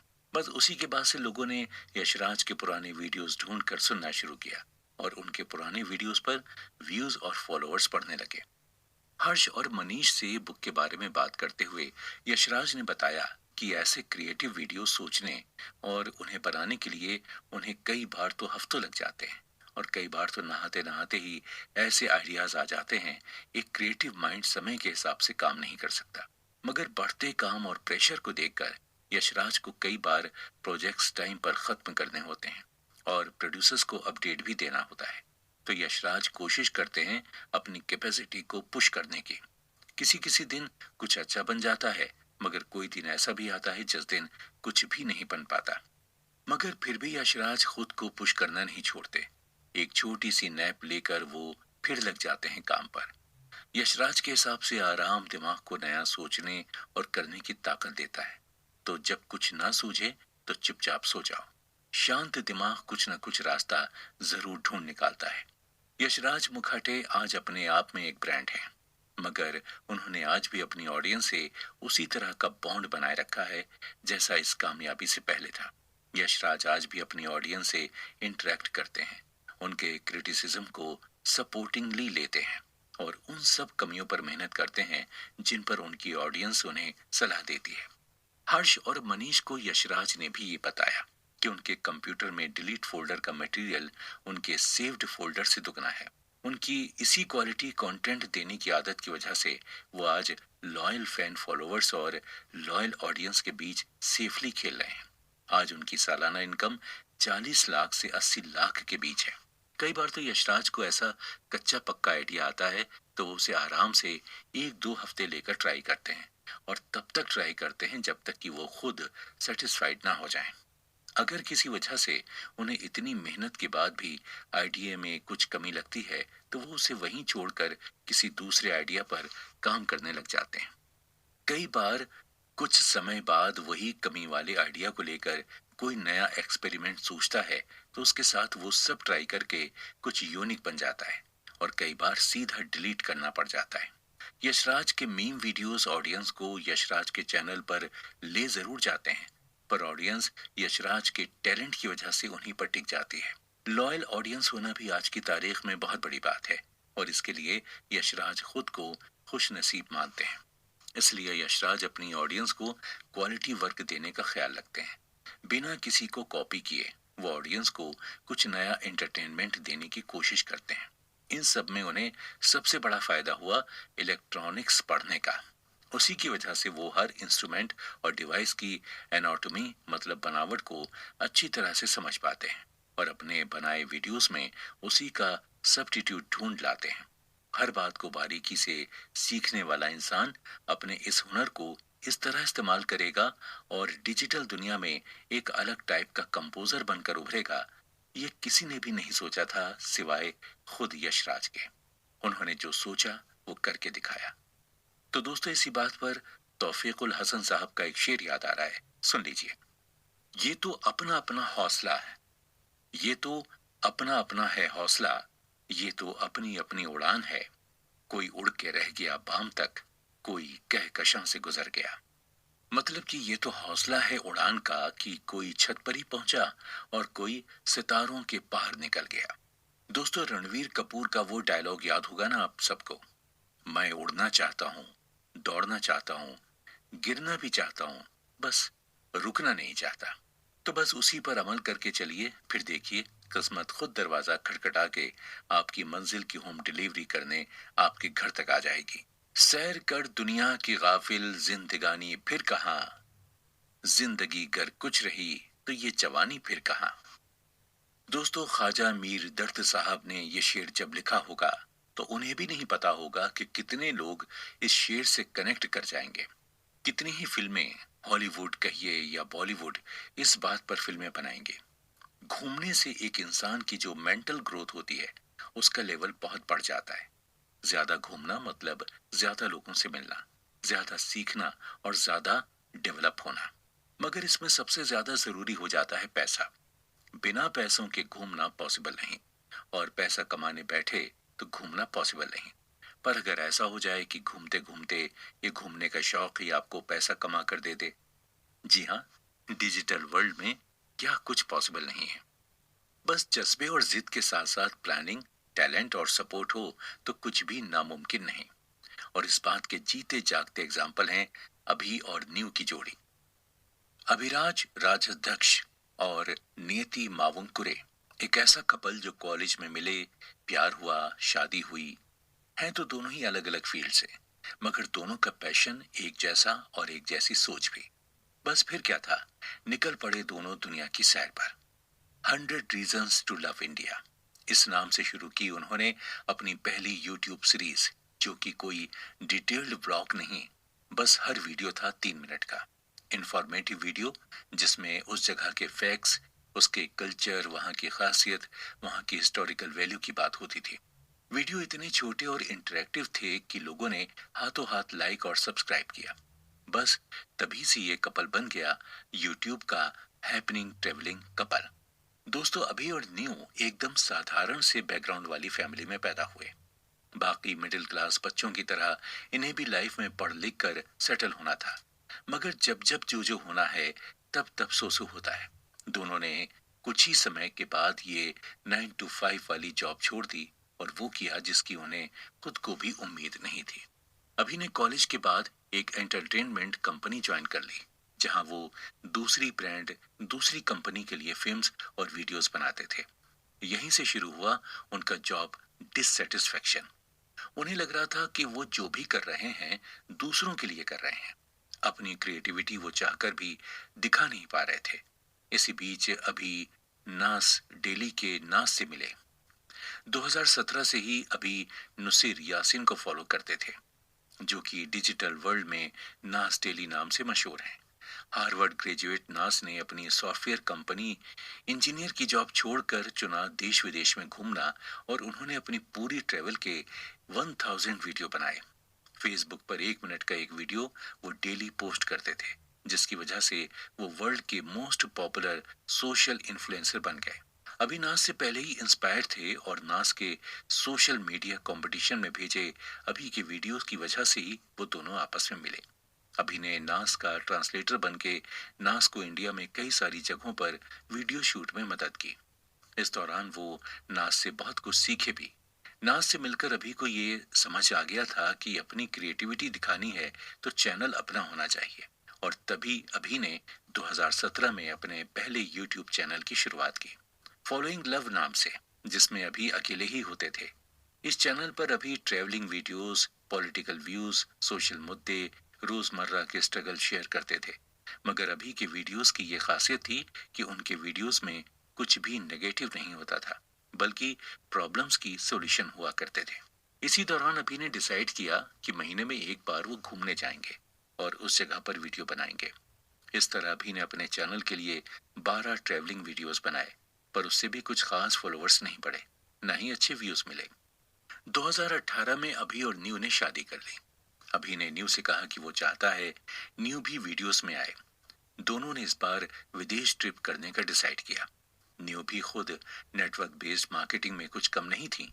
अभी और न्यू ने हनीमून के लिए ऑस्ट्रिया और जर्मनी जाने का सोचा। तो न्यू ने सोचा कि क्यों ना वहां के टूरिज्म डिपार्टमेंट को अप्रोच किया जाए कि उनकी जगह को ये लोग अभी के चैनल फॉलोइंग लव पर प्रमोट करेंगे, और बदले में वहां का टूरिज्म डिपार्टमेंट उनकी मदद कर दे।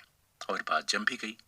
इसी तरह अभी और न्यू एक नया कॉन्सेप्ट ले आए, एक अलग तरीके का ट्रेवलिंग कोलैबोरेशन। मगर विदेश की ये ट्रिप भी यूट्यूब पर कुछ खास नहीं कर सकी। इससे अभी काफी निराश और हारा हुआ महसूस कर रहे थे। कुछ दिनों के बाद अभी और न्यू का ओरोविले और ऋषिकेश जाना हुआ। वहीं अभी को लगा कि इंडिया में ही इतना कुछ है प्यार करने लायक, तो यहीं एक्सप्लोर करते हैं ना। तभी दोनों ने सोचा लेट्स हैव अ बेबी। मगर ये बेबी अलग था। ये था उनका brainchild, 100 reason to love India. न्यू ने अपना फुल टाइम जॉब छोड़कर फ्रीलांस वर्क असाइनमेंट लिए ताकि वो अभी को फाइनेंशियली सपोर्ट कर सके। दोनों को कुछ नहीं पता था कि क्या करना है, कैसे करना है, सिवाय इसके कि वीडियो की शुरुआत में बोलना है डू यू नो, और आखिर में कहना है that's the reason I love my India. दोनों को ये बिल्कुल नहीं पता था इसका आउटकम क्या होगा।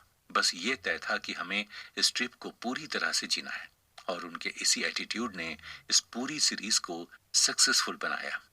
पर यह इतना आसान और फन नहीं था जितना देखने और सुनने में लग रहा है। पूरा दिन ट्रेवल करना, ऐसी ऐसी जगहों पर जाने के बाद जहां सिर्फ घंटों पैदल चलकर जाना पड़े, पैसे बचाने के लिए ट्रक वालों से लिफ्ट लेना, ढाबों पर खाना, थकने के बाद रूम पर जाकर सोने की बजाय जहां अभी एडिटिंग करते वक्त वहीं नीयू अपने राइटिंग असाइनमेंट पूरा करने बैठ जाती।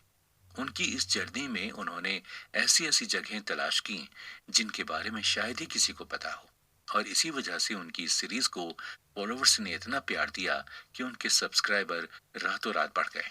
फिर आया कोविड का दौर, सारी दुनिया रुक गई। अभी और न्यू भी घर पर बंद हो गए, पर उन्होंने उस वक्त में भी अपनी ऑडियंस से जुड़े रहने के लिए वीडियोस बनाने की ठानी। पर अब वीडियो ट्रैवलिंग के नहीं, OTT, movie review, historical events, political agenda, scams, general knowledge, देखने पर लगेगा कि कितने कॉमन टॉपिक हैं। मगर दोनों का वीडियो 3 मिनट का इंटरेक्टिव वीडियो विद सबटाइटल्स और क्रिस्प होता था।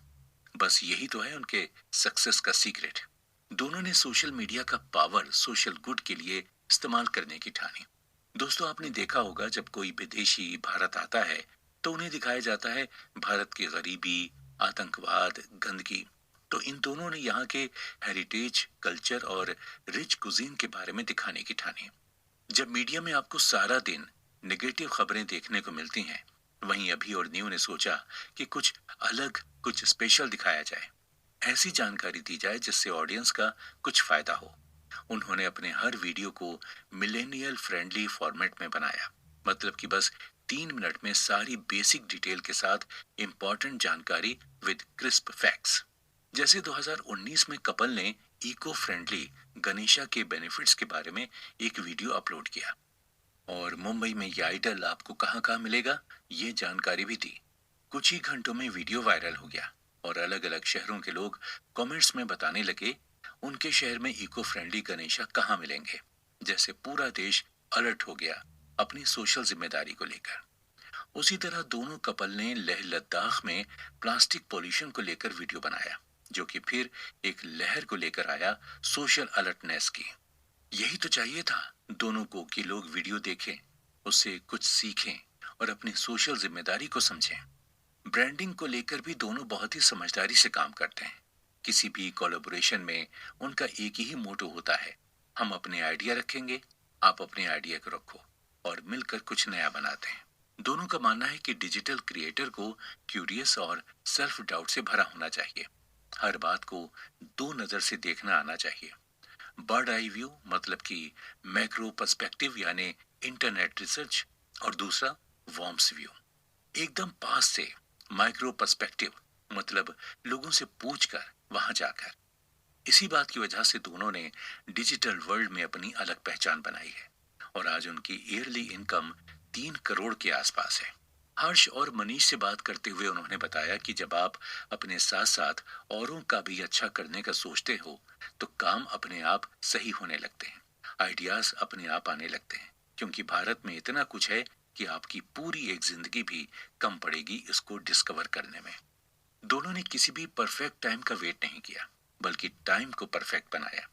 अपने मोनोटोनस रूटीन में भी वो अपनी हॉबी के लिए अलग से टाइम निकालते रहे, जिससे उन्हें पता चला कि उन्हें सबसे अलग क्या करना है। दोनों ने कभी भी पैसे को इम्पोर्टेंस नहीं दी। हाँ, ये सही है कि पैसा उनके काम के लिए जरूरी था, लेकिन हासिल उन्हें सक्सेस करनी थी, क्योंकि पैसा पेट्रोल की तरह होता है। बिना पेट्रोल के गाड़ी नहीं चलती। मगर पेट्रोल आपका डेस्टिनेशन नहीं होता, बल्कि आपको आपकी मंजिल पर पहुंचाता है। दोनों ने हमेशा रिसर्च पर जोर दिया और हर वीडियो के कंटेंट राइटिंग को शॉर्ट रखा। दोनों के हिसाब से लर्न बिफोर अर्न जरूरी है, और सबसे जरूरी ऐसा नहीं कि उन्हें नेगेटिविटी कभी सताती नहीं। कई बार ऐसा हुआ कि दोनों को लगा कि अब शायद कुछ नहीं हो सकता, मगर फिर अपनी मेहनत और कुछ नया करने की लगन ने दोनों को अपने लक्ष्य पर टिकाए रखा। आज अभी और न्यू के यूट्यूब और बाकी सोशल मीडिया प्लेटफॉर्म पर 5 लाख से ज्यादा सब्सक्राइबर हैं। दोनों की मंथली इनकम 3 लाख के आसपास है। और ब्रांडिंग से तकरीबन 3 करोड़ तक उनकी ईयरली इनकम होती है। आसान तो नहीं था, पर नामुमकिन भी तो नहीं था। तो बस जो आसान नहीं है वही तो कामयाबी का रास्ता है। जितना ज्यादा मिलोगे, जितना ज्यादा बाहर निकलोगे, उतना ही ज्यादा समझोगे। अपने कंफर्ट जोन से बाहर निकलना ही आपकी कामयाबी की पहली सीढ़ी है। जैसे देखने में तितली कितनी सुंदर होती है, मगर उसके तितली बनने तक का सफर कितना दर्दनाक होता है। मगर फिर जब तक कैटरपिलर अपना कोकून नहीं बनाएगा और उससे बाहर नहीं निकलेगा, तब तक वो तितली भी कैसे बनेगा। बस यही तो है असली लाइफ। निकलो, बढ़ो, घूमो, सीखो और फिर पहले से और भी ज्यादा आगे बढ़ो। लाइफ एक ऐसा गेम है जिसे खेलने वाला अगर पहले से बनाए हुए नियमों पर चला तो सिर्फ कामयाबी मिलेगी। मगर अगर खेलने वाले ने लीग से हटकर नियम बनाए और क्रिएटिव फील्ड पर एकदम अच्छे से खेल गया, तो कामयाबी के साथ साथ होलसेल में खुशी भी मिलेगी। दोस्तों, ये श्लोक आपने जरूर सुना होगा। उद्यमेन ही सिद्ध्यन्ति कार्याणि न मनोरथे, न ही सुप्तस्य सिंहस्य प्रविशन्ति मुखे मृगा। मतलब कि काम करने से ही सफलता मिलती है, ना कि बस प्लानिंग करने से। सोते हुए शेर के मुंह में भी हिरन अपने आप से आकर नहीं घुस जाता कि लो भाई खा लो मुझे। प्लानिंग उतनी ही जरूरी है जितना जरूरी है एग्जीक्यूशन। अरे ये तो हमारी नेक्स्ट सेलिब्रिटी पर एकदम जचता है भाई। 15 साल की छोटी उम्र में गेमिंग जैसे एकदम यूनिक कंटेंट में डिजिटल क्रिएटर बनना। पढ़ोगे लिखोगे तो बनोगे नवाब, खेलोगे कूदोगे तो बनोगे खराब। दोस्तों, ये बात तो हम में से हर किसी ने अपने बचपन में जरूर सुनी होगी। अच्छा, ईमानदारी से बताइए, क्या आपको खेलने के लिए कभी मना नहीं किया गया? खेल बेटा खेल, पढ़ाई में रखा ही क्या है, कभी सुना है? नहीं, बल्कि इसका उल्टा, पढ़ो बेटा पढ़ो, खेलने में रखा ही क्या है, ये सुनने को जरूर मिलता होगा। अभी पढ़ लो, बाद में तो पूरी जिंदगी पड़ी है, जो अच्छा लगे कर लेना। पर एक बार सपनों के साथ, इच्छाओं के साथ कंप्रोमाइज कर लो, फिर तो सिर्फ कमाना ही जिंदगी हो जाती है। दोस्तों, ये सब हम बचपन से सुनते आए हैं, लेकिन इसे इग्नोर करते हुए हमारी इस सेलिब्रिटी ने खेलने में ही करियर बनाया। ना ना ना ना ना, सचिन तेंदुलकर या विराट कोहली की तरह नहीं, ये बने वीडियो गेमर। ऐसे गेमर जिन्होंने यूट्यूब पर अपना पहला डिजिटल कंटेंट ही वीडियो गेम चुना और बन गए इंडिया के पहले डिजिटल गेमिंग कंटेंट प्रोवाइडर। आज इनके 10 लाख से ज्यादा सब्सक्राइबर हैं और आज ये माइनक्राफ्ट जैसी गेमिंग कंपनी से जुड़कर इंडिया में एक high and gaming platform launch करने का सपना देख रहे हैं। वैसे ये सपना है तो बहुत रिस्की और मुश्किल भी, लेकिन वो तो बचपन से ही प्लेयर टाइप रहे हैं, तो एक प्लेयर के लिए रिस्क और मुश्किल तो मोटिवेशन बूस्टर का काम करते हैं। 12 जनवरी 2002 में दिल्ली की एक मिडिल क्लास फैमिली में जन्मे उज्जवल चौरसिया गवर्नमेंट स्कूल में पढ़ते थे। वो पढ़ाई में तो अच्छे थे ही साथ स्पोर्ट्स में बेहतरीन थे। वीकडेज में वो रोज 3-4 घंटे खेलते और वीकेंड में 6-7 घंटे खेलते। उन्हें टीवी देखना पसंद नहीं था, पर मोबाइल गेम के बड़े शौकीन थे। मगर पढ़ाई से ध्यान ना भटके, इसलिए परिवार वालों ने उन्हें स्मार्टफोन नहीं दिया।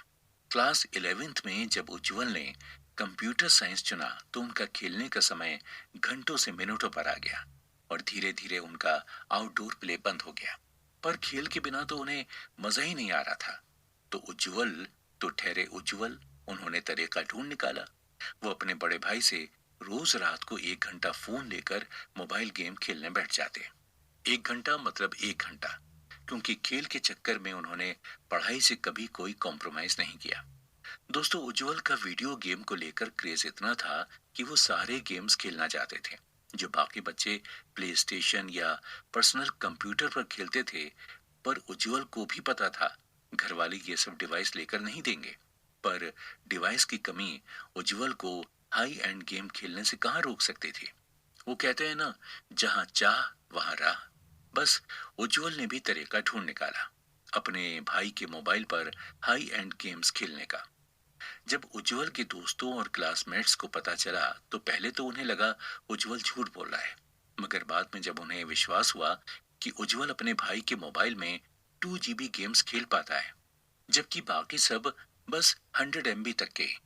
तो उन सब ने उज्जवल से तरीका पूछ लिया, मगर उज्जवल के बताए स्टेप्स वो सब फॉलो नहीं कर पाए। अब इतने सारे लोगों को उज्जवल कहाँ से एक एक करके मदद करते। इसीलिए उन्होंने YouTube पर एक ट्यूटोरियल वीडियो अपलोड कर दिया, हिंदी वॉइस ओवर के साथ। इसके साथ ही 7 और वीडियोस अपलोड कर दिए दूसरे गेम्स डाउनलोड करने के।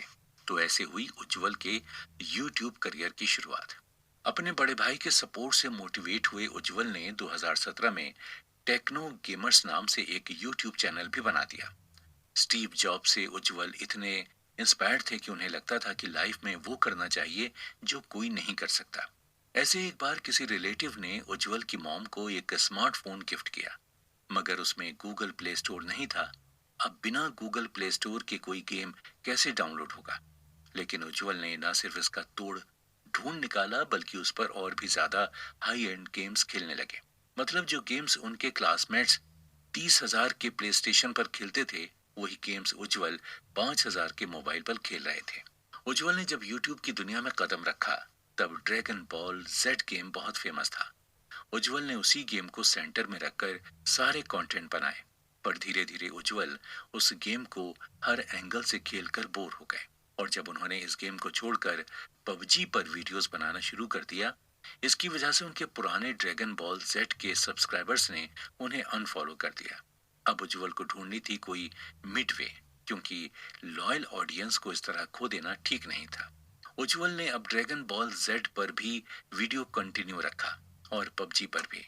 और ऐसे ही वो नए गेम्स पर भी वीडियो बनाने लगे, क्योंकि उन्हें समझ आ गया था कि उन्हें अपने इंटरेस्ट से शिफ्ट नहीं होना है, ऑडियंस के इंटरेस्ट से शिफ्ट होना है। जब तक ऑडियंस का इंटरेस्ट दूसरे गेम की तरफ शिफ्ट नहीं हो जाता। कुछ वक्त के बाद उज्जवल ने लाइव स्ट्रीमिंग चैनल भी शुरू कर दिया, जिसका नाम उन्होंने रखा उज्जवल। पबजी को लेकर उज्जवल को एक अलग ही क्रेज था। वो इंडिया में होने वाली पबजी टूर्नामेंट में जाना चाहते थे। अपनी मेहनत से उज्जवल ने फाइनली इस टूर्नामेंट में हिस्सा तो ले लिया, मगर सेमीफाइनल्स में आउट हो गए। वैसे तो स्पोर्ट्स में हर स्पोर्ट्समैन तैयार होता है हार के लिए, मगर उज्जवल ने इसे सीरियसली ले लिया। लेकिन फिर बड़े भाई अंकित ने जब एलॉन मस्क के बारे में बताया कि कैसे एलॉन मस्क फेलियर को जरूरी मानते हैं, क्योंकि जब तक इंसान फेल नहीं होगा वो मेहनत करेगा ही नहीं। बस इसी बात से उज्जवल इतना मोटिवेट हो गए कि वो बस अपनी तरफ से की हुई मेहनत पर ही ध्यान देने लगे। तकरीबन 1.5 साल तक वीडियोस अपलोड करने के बाद और 4 लाख सब्सक्राइबर्स के बाद भी उज्जवल को यूट्यूब से कोई इनकम नहीं हो रही थी। बताइए, इतने सब्सक्राइबर होने के बाद भी उज्जवल को कुछ नहीं मिल रहा था, क्योंकि उनका अकाउंट वेरिफिकेशन बाकी था। मगर फिर भी उज्जवल रुके नहीं, उन्होंने वीडियोस अपलोडिंग शुरू रखी। इन्हीं 4 लाख सब्सक्राइबर्स की वजह से उज्जवल को यूट्यूब की गेमर इवेंट में बुलाया गया। मगर उज्जवल को कोई पहचान नहीं रहा था, बल्कि जिन गेमर के उज्जवल से भी कम सब्सक्राइबर थे, फैंस उनके साथ सेल्फी ले रहे थे। घर आकर उज्जवल ने जब ये बात अपने बड़े भाई के सामने रखी, भाई ने उज्जवल को कैमरे में सामने आने के लिए कहा, क्योंकि अब तक के 300 वीडियोस उज्जवल ने सिर्फ कमेंट्री करके बनाए थे। मगर अब वक्त आ गया था कि उज्जवल फ्रंट कैमरा इस्तेमाल करें। बस उज्जवल ने आगे वही किया। उज्जवल ने शुरू की GTA स्टोरी सीरीज, जो कि ओरिजिनल स्टोरी से एकदम अलग थी। लोगों को ओरिजिनल स्टोरी तो पहले से पता थी, इसलिए उज्जवल ने स्टोरी लाइन एकदम अलग ही कर दी। वही प्लॉट, वही कैरेक्टर, मगर पूरी की पूरी कहानी अलग। और साथ ही देसी कमेंट्री, देसी डायलॉग और साथ ही देसी ह्यूमर भी। अपनी स्टोरी टेलिंग की वजह से उज्जवल के सब्सक्राइबर बढ़कर 10 लाख पहुंच गए। आज उज्जवल तकरीबन 1.5 करोड़ के आसपास साल भर में कमा लेते हैं, और साथ ही उन्हें ब्रांड डील से अलग फायदा मिलता है। इतनी छोटी उम्र में इतना बड़ा सक्सेस, वाह। आज उज्जवल के पास वो पूरा सेटअप है जो एक प्रोफेशनल गेमर के पास होता है। और साथ ही उज्जवल माइनक्राफ्ट से भी जुड़े हुए हैं। उज्जवल ने हर्ष और मनीष को यह भी बताया कि कैसे माइनक्राफ्ट बच्चों के मेंटल, क्रिटिकल और एनालिटिकल थिंकिंग के लिए बेहतरीन गेम है। उज्जवल ने यह भी जिक्र किया कि वो चाहते हैं कि पबजी टूर्नामेंट की तरह ही माइनक्राफ्ट का भी टूर्नामेंट इंडिया में हो, और इसके लिए वो काफी मेहनत कर रहे हैं, क्योंकि ये उनका ड्रीम प्रोजेक्ट है। दोस्तों, एक रिसर्च के हिसाब से अगर आप किसी काम में एक्सपर्ट होना चाहते हैं, उसमें नाम कमाना चाहते हैं, तो आपको कम से कम 10,000 घंटों की प्रैक्टिस होनी चाहिए उस काम की। उज्जवल जो बचपन से ही खेल की रोज 14 से 15 घंटे प्रैक्टिस करते हैं, वो तो जल्द ही अपने गेमिंग करियर में हीरो बन ही जाएंगे। दोस्तों, कोविड के बाद से हम सब ने बहुत से बदलाव देखे, जिसमें सबसे बड़ा बदलाव था यूट्यूब पर एंटरटेनमेंट कंटेंट का बढ़ना। कितने नए कंटेंट प्रोवाइडर्स आ गए हैं यूट्यूब पर, और काफी अच्छा कमा भी रहे हैं, कर भी रहे हैं। और सबसे बड़ी बात ये, क्योंकि ऑडियंस टेलीविजन की बजाय यूट्यूब ज्यादा देख रही है, इसलिए ब्रांडिंग और एंडोर्समेंट कंपनी भी यूट्यूबर से कोलैबोरेट कर रहे हैं। जिस तरह पहले बच्चे इंजीनियर, डॉक्टर, पायलट बनना चाहते थे, वहीं आज काफी बच्चे यूट्यूबर बनना चाहते हैं। इसका सबसे बड़ा कारण है वीडियो अपलोड करना एकदम फ्री है। आप अपना टैलेंट दुनिया तक फ्री में पहुंचा सकते हैं, और अगर आपके फॉलोअर्स बढ़ गए तो मल्टीपल सोर्स ऑफ इनकम हो जाता है। पहले जहां सिर्फ इंग्लिश में कंटेंट बना करते थे, अब हिंदी और इंग्लिश में बनने लगे। पर जैसा कि हर प्रोफेशन में रिस्क होता ही है, इसके भी अपने रिस्क हैं। जैसे कि रोज हर मिनट 500 घंटे की वीडियो यूट्यूब पर अपलोड होते हैं। तो आप खुद ही अंदाजा लगा सकते हैं कि एक क्रिएटर जब अपना वीडियो अपलोड करता है तो यूट्यूब की इस बाढ़ में कहां खो जाता होगा। उस पर advertising standard council of India ने ब्रांडिंग और इंडोर्समेंट पर भी नए रूल्स एंड रेगुलेशन लगा दिए हैं, जिससे क्रिएटर्स का स्ट्रेस और बढ़ गया है। लेकिन अगर आप में जज्बा है तो ये सब परेशानियां कुछ भी नहीं है, क्योंकि जिस तरह हमने इन 11 सेलिब्रिटीज के डिजिटल करियर के बारे में जाना है, वी आर श्योर आप हर प्रॉब्लम का हल खोज लेंगे। सबने अपनी जर्नी से कुछ न कुछ सीखा है, और हम सब अब उनसे सीखेंगे। वाह, साउंड्स इंटरेस्टिंग ना? हर्ष और मनीष, जो कि बूमिंग डिजिटल स्टार्स के ऑथर हैं, उन्हें तो शुक्रिया कहना बनता है ना, क्योंकि उन्होंने हमारे साथ इन क्रिएटर्स की लाइफ जर्नी, इनकी सक्सेस, इनकी हार और इनकी परेशानियां हमारे साथ डिस्कस की हैं। और इनकी इंस्पिरेशनल स्टोरी सुनकर आप भी बन सकते हैं अगले डिजिटल कंटेंट क्रिएटर। तो दोस्तों, उम्मीद है कि आपको ये बुक समरी पसंद आई होगी। अपना फीडबैक हमें कमेंट बॉक्स में लिखकर जरूर दीजिएगा।